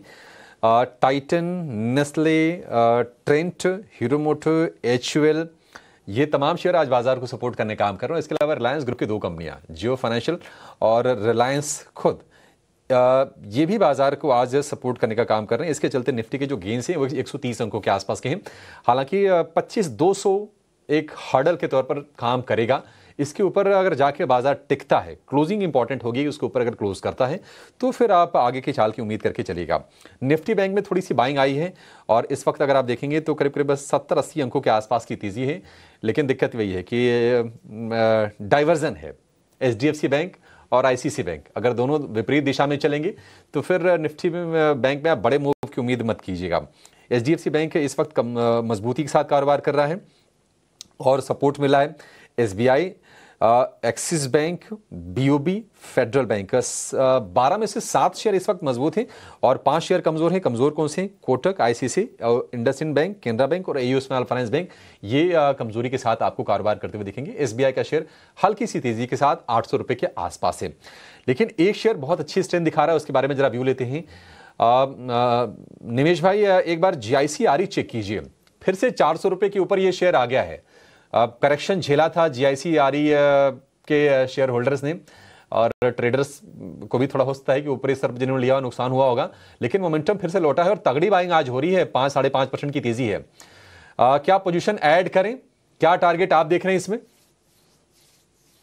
अभिषेक भाई, ट्रेंड रिवर्सल बन रहा है और मैं आपको थोड़ा याद दिला दूं कि हमारा जो मंडे का मॉर्निंग शो था उसके अंदर जीआईसी मेरा मॉर्निंग में बाय रिकमेंडेशन था 375 लेवल। और 395 पहला टारगेट था और दूसरा 405 का टारगेट था। तो फिलहाल 405 के आसपास स्टॉक ट्रेड कर रहा है, काफी अच्छा रनअप आ गया है। मेरा मानना है कि अभी ये एक शुरुआत है, अगर 405 के ऊपर सस्टेन होता है तो स्टॉक के अंदर मेरा मानना है कि काफी जो है वो बड़ी मूवमेंट देखने को मिल सकती है। तो डेफिनेटली जिन लोगों ने लोअर लेवल से एंट्री की है यहाँ से होल्ड करके चल सकते हैं। स्टॉप लॉस जो लगाना है वो 390 का स्टॉप लॉस लगाना है और 405 के ऊपर अगर सस्टेन होता है, निकलता है, तो मेरा मानना है कि काफी अच्छी मूव ऊपर में 440 तक देखने को मिल सकते हैं। तो यहाँ से 10% की मूव ब्रेकआउट प्ले के चांसेस मुझे ज्यादा दिख रहे हैं।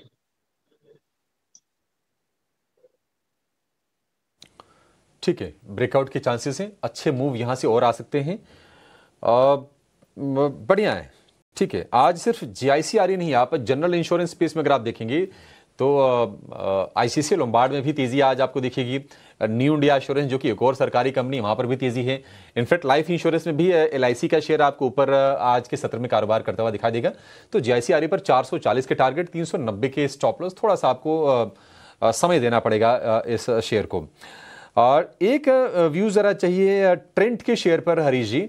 आज फिर से हम देख रहे हैं कि ट्रेंट में बाइंग हो रही है और लोअर लेवल से अच्छी स्ट्रेंथ आई है ट्रेंट में।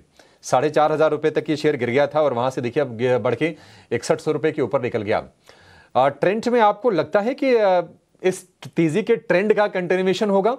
मतलब ये भी थोड़ा महंगा स्टॉक है अपने स्पेस का, लेकिन हाँ ग्रोथ को लेकर लोग बुलिश रहते हैं इस पर। देखिए जिस तरह के चार्ट सेटअप में देखिए कल एग्जैक्टली स्टॉक प्राइस जो है 200 डे मूविंग एवरेज टेस्ट किया था, जो कि 6200 के आसपास है। तो वहीं से स्टॉक प्राइस थोड़ा फिसलने लगा और ऑलमोस्ट 1% डाउन नीचे क्लोज था। तो मुझे लग रहा है कि करंटली एक की रेजिस्टेंस जोन पे है, जो 6200 लेवल्स को क्रॉस करना जरूरी है स्टॉक के लिए, अप ट्रेंड के लिए फर्दर। तो मुझे लग रहा है कि 6200 जब तक क्रॉस नहीं करता है कन्विंसिंगली, मुझे लगता है कि स्टॉक प्राइस में थोड़ा कंसोलिडेशन हो सकता है वापस नीचे की। और सपोर्ट जोन इमीडिएट बेस में 5950 के अराउंड है। तो मुझे लग रहा है कि थोड़ा कंसोलिडेशन में रह सकता है स्टॉक प्राइस फिलहाल, क्योंकि जिस तरीके से एक बड़ा सा रेजिस्टेंस जोन है, सो क्रॉस करने के लिए थोड़ा टाइम लग सकता है स्टॉक प्राइस में। लेकिन जिस तरीके से वॉल्यूम परसों 2-3 दिन से हो रहा है, मुझे लग रहा है कि नीचे लेवल्स पे बिल्कुल बाइंग का डिमांड है। तो थोड़ा होल्ड करना चाहिए, वेट एंड वॉच करना चाहिए जब तक 6200 नहीं क्रॉस होता है। मुझे लग रहा है फ्रेश अवॉइड करना चाहिए, लेकिन लॉन्ग टर्म के लिए कुछ जिसके पास है होल्ड करना चाहिए स्टॉक को। अच्छी तेजी ट्रेंड के तो पिछले एक महीने के चार्ट्स देखने चाहिए। आज के सत्र में तो हम देख रहे हैं गेन्स हैं, 6118 के लेवल्स पर ये स्टॉक ट्रेड कर रहा है।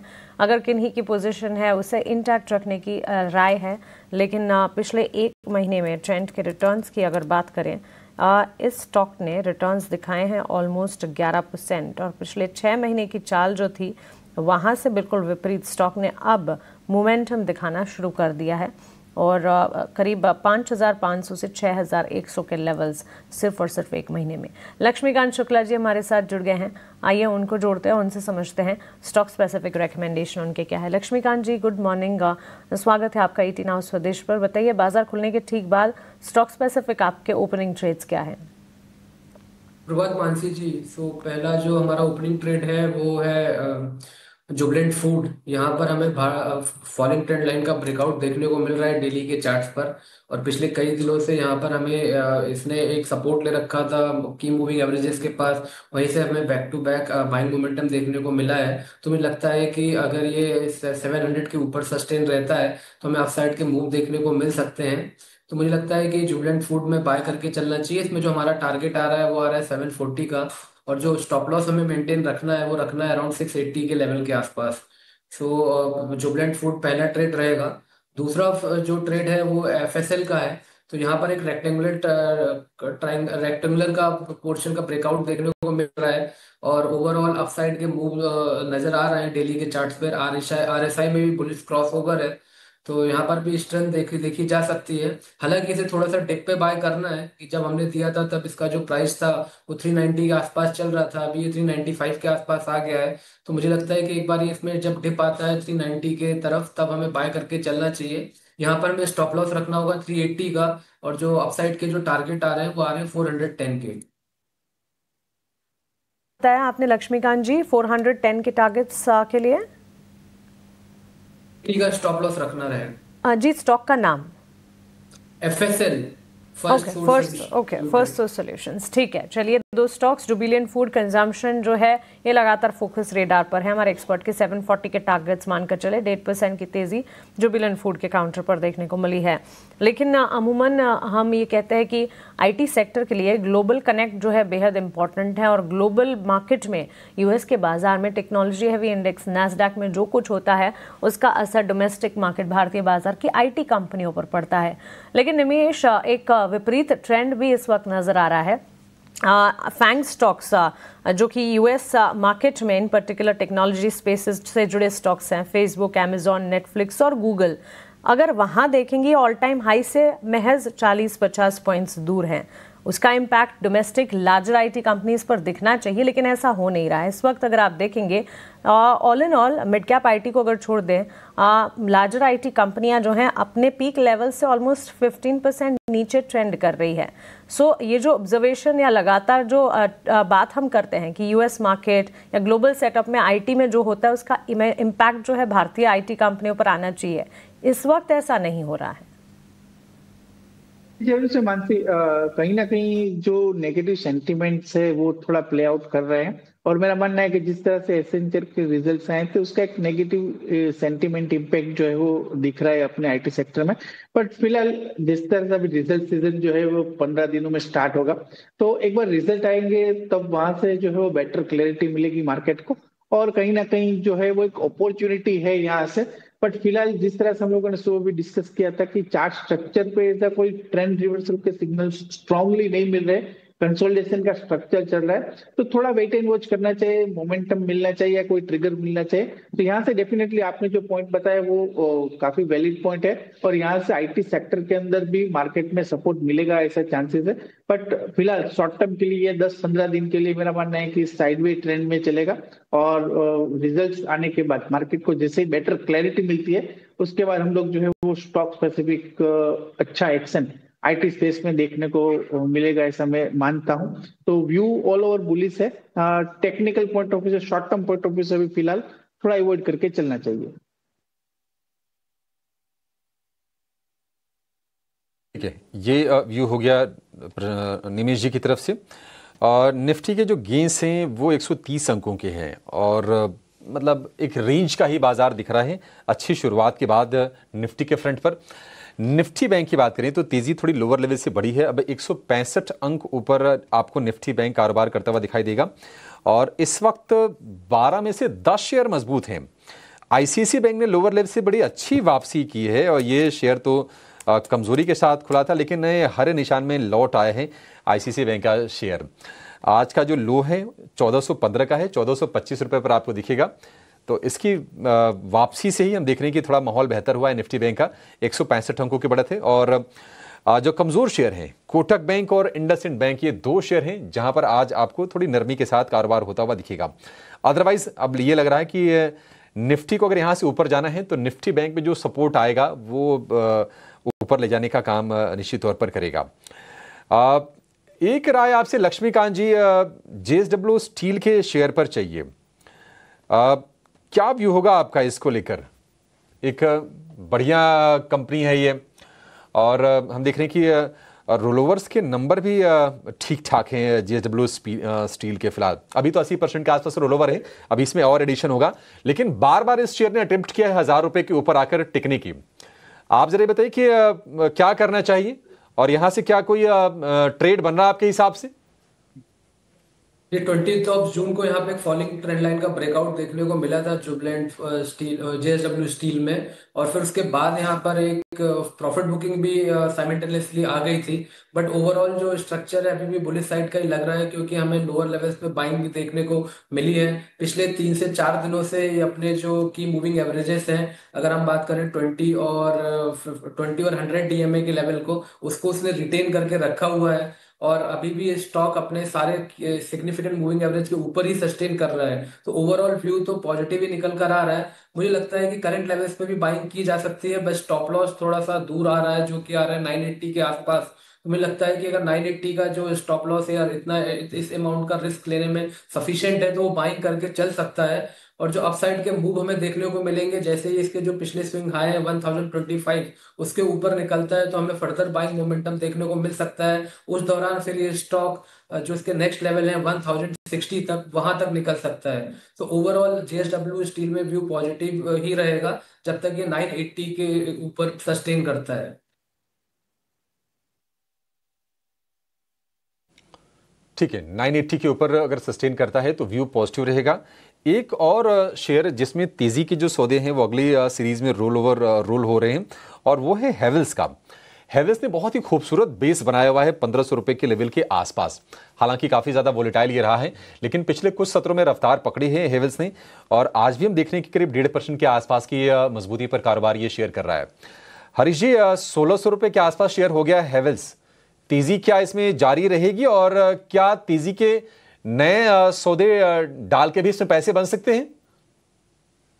अभिषेक जी, जिस तरीके से चार्ट स्ट्रक्चर है, देखिए नीचे लेवल्स पर रिकवरी देखने मिल रहा है, लेकिन अभी तक रेजिस्टेंस जोन क्रॉस नहीं किया है जो कि 1625 के अराउंड है। तो मुझे लग रहा है कि यहाँ पे और दूसरा चीज है कि 1640 के अराउंड 200 डे मूविंग एवरेज का रेजिस्टेंस है, लेकिन जिस तरह दोनों रेजिस्टेंस के आसपास ही है स्टॉक प्राइस, तो मुझे लग रहा है कि करंटली थोड़ा कंसोलिडेट हो सकता है। लेकिन जिस तरीके से चार्ट सेटअप बना रहा है, एक inverse head and shoulder pattern जो बोलते हैं, तो उसका पैटर्न बना रहा है, लेकिन उसका जो रेजिस्टेंस जो बताया मैं 1625 के अराउंड है, अगर ये लेवल क्रॉस कर देता है मुझे लग रहा है कि एक बड़ा सा रैली देखने को मिल सकता है हैवेल्स में। तो हैवेल्स थोड़ा होल्ड करना चाहिए बाइंग के लिए। अगर बाइंग के लिए भी कोई अगर करंट लेवल्स में बाइंग में रिकमेंड करूंगा, थोड़ा स्लाइटली रिस्की हो सकता है, लेकिन मुझे लग रहा है कि थोड़ा यहाँ पे स्टॉप लॉस के हिसाब से देखा जाए तो 1520 के हिसाब से स्टॉप लॉस मेंटेन करना चाहिए। जब तक इसके ऊपर टिका हुआ है स्टॉक प्राइस, मुझे लग रहा है कि तेजी कंटिन्यूएशन रहेगा। लेकिन जिस तरीके से 1625 का लेवल क्लियरली क्रॉस करता है तो मुझे लग रहा है कि इसमें एक बड़ा सा तेजी देखने को मिल सकता है। तो मैं यही रिकमेंड करूंगा कि थोड़ा बाइंग है तो होल्ड करें कुछ टाइम पीरियड के लिए, क्योंकि रेजिस्टेंस अभी तक क्रॉस नहीं किया है। लग रहा है कि जल्दी ही क्रॉस भी कर सकता है जिस तरीके से चार्ट पैटर्न के हिसाब से लग रहा है।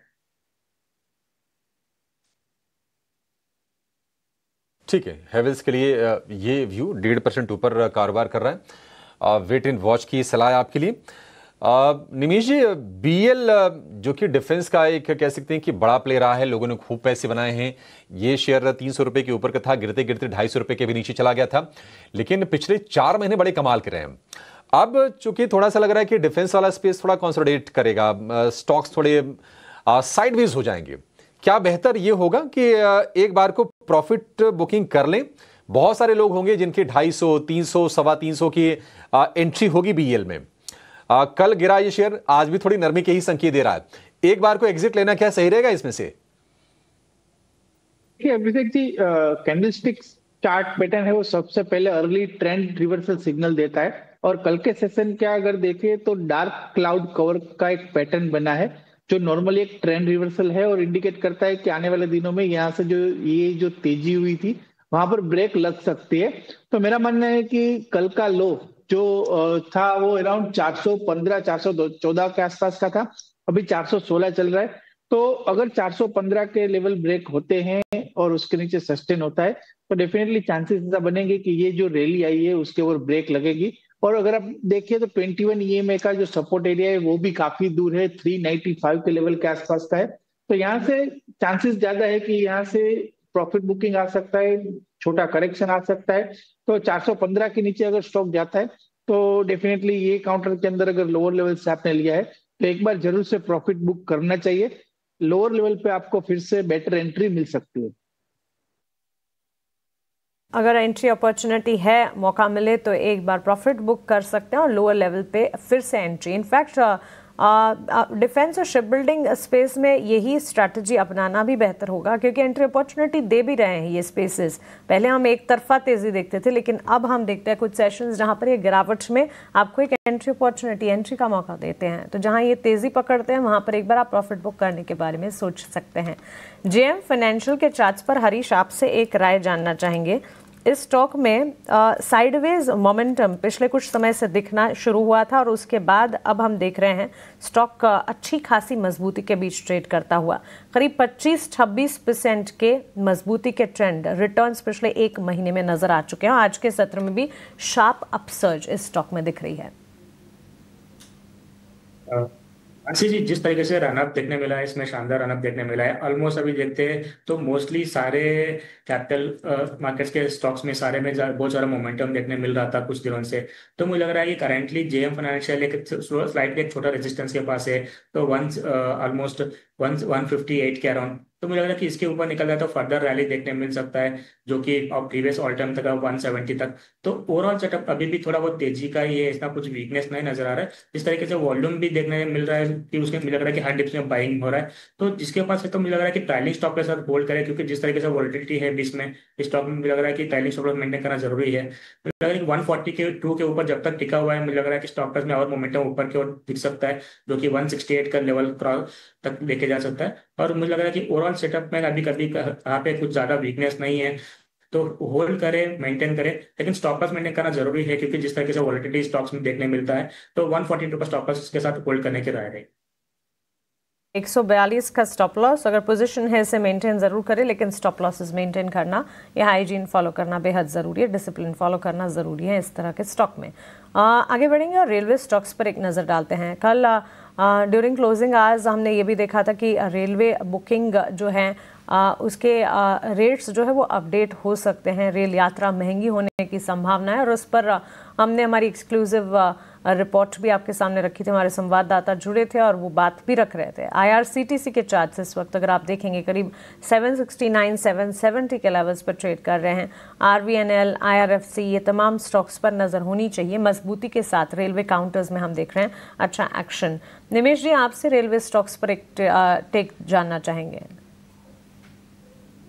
IRCTC का जिस तरह से चार्ट स्ट्रक्चर है, एक कंसोलिडेशन का स्ट्रक्चर है, और पूरे अगर आप रेलवे पे की पिछली रैली की बात करें तो IRCTC का ऐसा काउंटर था कि जहां पर एक मोमेंटम जो है वो नहीं बना था और काफी अंडर परफॉर्म किया था। जिस तरह से अभी भी हम लोग देख रहे हैं कि एक माइनर ट्रेंड रिवर्सल बन रहा है, और जब तक स्टॉक 200 DA में जो आ रही है वो 795 के आसपास जो है वो एक रेजिस्टेंस एरिया आ रहा है। तो जब तक 795 800 के ऊपर सस्टेन नहीं होता है और वहां से बाइंग नहीं आती है, तब तक कोई बड़ा मोमेंटम नहीं आएगा और एक रेंज के अंदर रह सकता है। तो व्यू जो है वो भी मेरा इतना खास बुलिश नहीं है IRCTC के ऊपर। जब तक 800 के ऊपर ही मेरा मानना है कि स्टॉक के अंदर अच्छा मोमेंटम देखने को मिलेगा। तो अभी फिलहाल थोड़ा अवॉइड करके चले, क्योंकि काफी ऐसे स्टॉक है जहां पर अच्छा मोमेंटम है, ब्रेकआउट है, तो वहां पर प्ले करेंगे तो बेटर रहेगा शॉर्ट टर्म के हिसाब से। तो अभी मेरा अवॉइड करने का ही राय है, और 800 के ऊपर अगर जाता है तो IRCTC के अंदर जो लोग है वो फ्रेश ट्रेड इनिशिएट कर सकते हैं।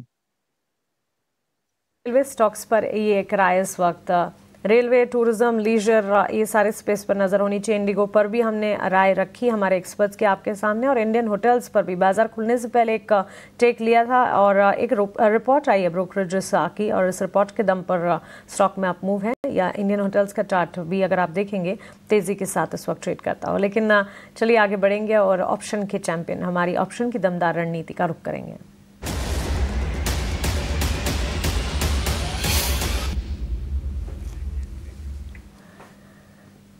सेंट्रम ब्रोकिंग के नीलेश जैन जुड़ गए हैं हमारे साथ ऑप्शन की स्ट्रैटेजी लेकर। नीलेश, गुड मॉर्निंग, बताएं। Good morning to you Mansi ji. देखिए, यहाँ पर खरीदारी पर फोकस है, जिस हिसाब से टू व्हीलर स्पेस में फ्यू सिलेक्टिव स्टॉक जहाँ पे स्ट्रेंथ हमें नजर आ रही है। सबसे पहले TVS मोटर ये पर्टिकुलर काउंटर है जहाँ पर काफी अच्छा ब्रेकआउट हम देख रहे हैं। एक मेजर फॉलिंग ट्रेंड लाइन इस पर्टिकुलर काउंटर ने ब्रेक किए। कल के सेशन में काफी अच्छा वॉल्यूम हमें देखने को मिला था, और अभी तक के रोल ओवर डेटा भी यहाँ पर सपोर्टिव है। तो यहाँ पे हम अंडरलाइन में 2900 से लेके 2950 तक का मूव एक्सपेक्ट करके चल रहे हैं। इसलिए TVS मोटर के कॉल ऑप्शन को खरीदने की सलाह होगी। 2900 का कॉल ऑप्शन अगले मंथ की सीरीज का कॉल ऑप्शन लेना होगा, जो फिलहाल 88 पर ट्रेड हो रहा है। 2900 का जुलाई सीरीज का कॉल ऑप्शन, इसे खरीदने की सलाह होगी 88 पर, और स्टॉप लॉस होगा 74। पहला टारगेट 105, दूसरा टारगेट 121 का। इसका लॉट साइज देखें तो 350 का है, इसीलिए in term of rupees approximate risk पर लॉट 4900 का है, एंड अप्रोक्सीमेट रिवॉर्ड यहाँ पे पर लॉट 11,200 के बनते हुए नजर आ सकते हैं। तो TVS मोटर की अंडरलाइन में, जैसे कि मैंने कहा, 2900 के ऊपर का मूव एक्सपेक्ट करके चल रहे हैं, इसलिए यहाँ पर ये कॉल ऑप्शन लेके चल सकते हैं।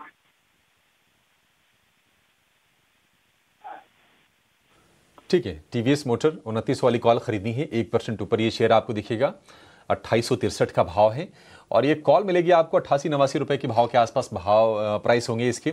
लक्ष्य 105 रुपए, 121 रुपए, स्टॉप लॉस 74 रुपए का आपको लगा के चलना है इस ट्रेड में। अधिकतम मुनाफा 11,200, अधिकतम नुकसान 4,900 रुपए का इसमें होने की संभावना है। लेकिन स्टॉप लॉस आप स्ट्रिक्टली फॉलो कीजिएगा, अदरवाइज होता वही है कि जो बाकी लोगों को होता है एफएनओ में। सेबी बार बार रिटेल ट्रेडर्स को आगाह करता रहता है कि आप रिस्क को एनालाइज कर लीजिए, अच्छे से पढ़ लिख के एंट्री एग्जिट आपके सही टाइम पे होनी चाहिए, स्टॉप लॉसेस को फॉलो कीजिए। अदरवाइज 10 में से 9 लोग नुकसान करते हैं जो वित्तीय अनुशासन को फॉलो करते नहीं है। और नुकसान कितना होता है? औसतन जो नुकसान होता है वो होता है 50,000 रुपए का।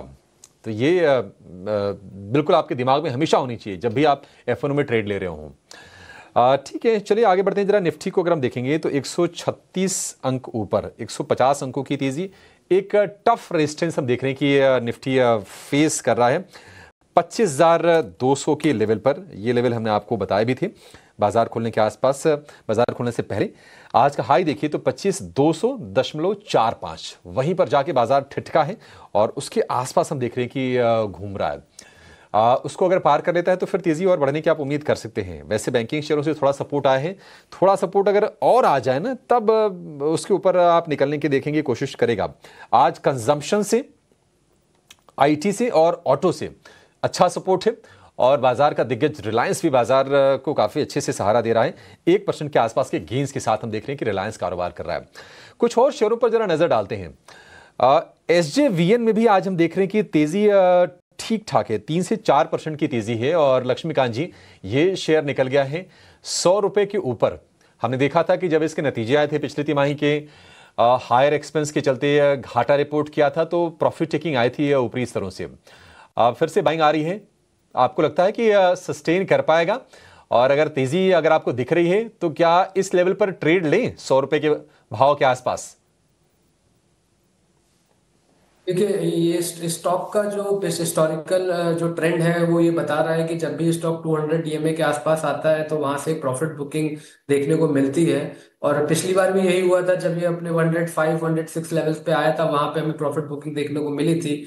बट जब ये करेक्टिव मूव शो कर रहा था तो 100 डीएमए का इसको सपोर्ट देखने को मिला अराउंड द लेवल्स ऑफ 92, और वहां से फिर हमें back to back bullish candle का फॉर्मेशन देखने को मिल रहा है। बट मुझे लगता है कि थोड़ा सा वेट करना चाहिए, 105 106 के ऊपर क्लोजिंग होती है तभी इसमें बाइंग के लिए आगे बढ़ना चाहिए। अदरवाइज जिन्होंने पहले बाय करके रखा है तो वो 97 का स्टॉप लॉस लेकर चल सकते हैं और 105 के आसपास प्रॉफिट बुकिंग की जा सकती है।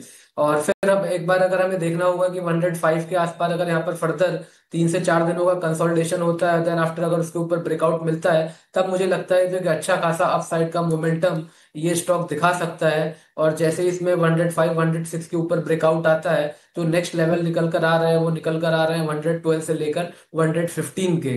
तो मुझे लगता है जिनके पास पहले से वो होल्ड करके चल सकते हैं और 105 के आसपास बुकिंग की प्रॉफिट बुकिंग की जा सकती है।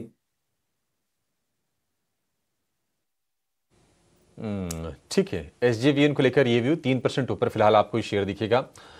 मूविंग एवरेजेस की बात कर रहे हैं अगर आप लक्ष्मीकांत जी, एक और शेयर जो 200 डीएमए के नीचे आया, शेयर तो अच्छा है, थोड़े वैल्यूएशन उसके महंगे लगते हैं और कंजम्पशन स्पेस से वो भी है, वरुण बेवरेजेस। ऐसा लग रहा है कि शायद गिरावट इसकी थोड़ी थम गई है, 200 डीएमए के नीचे आके अब थोड़ी सी बाइंग इंटरेस्ट हल्का हल्का दिख रहा है, बहुत ज्यादा तो नहीं बट थोड़ी बाइंग आ रही है।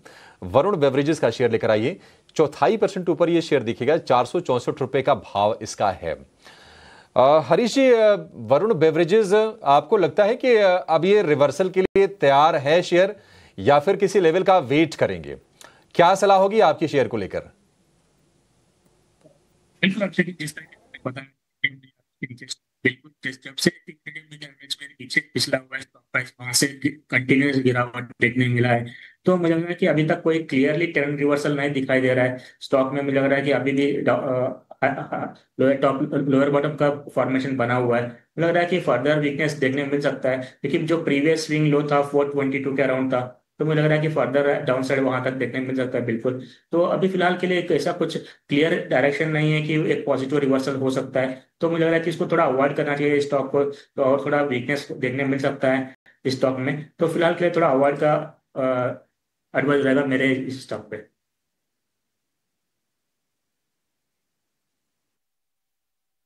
सिस्टम के भी पुराने चावल हो गए।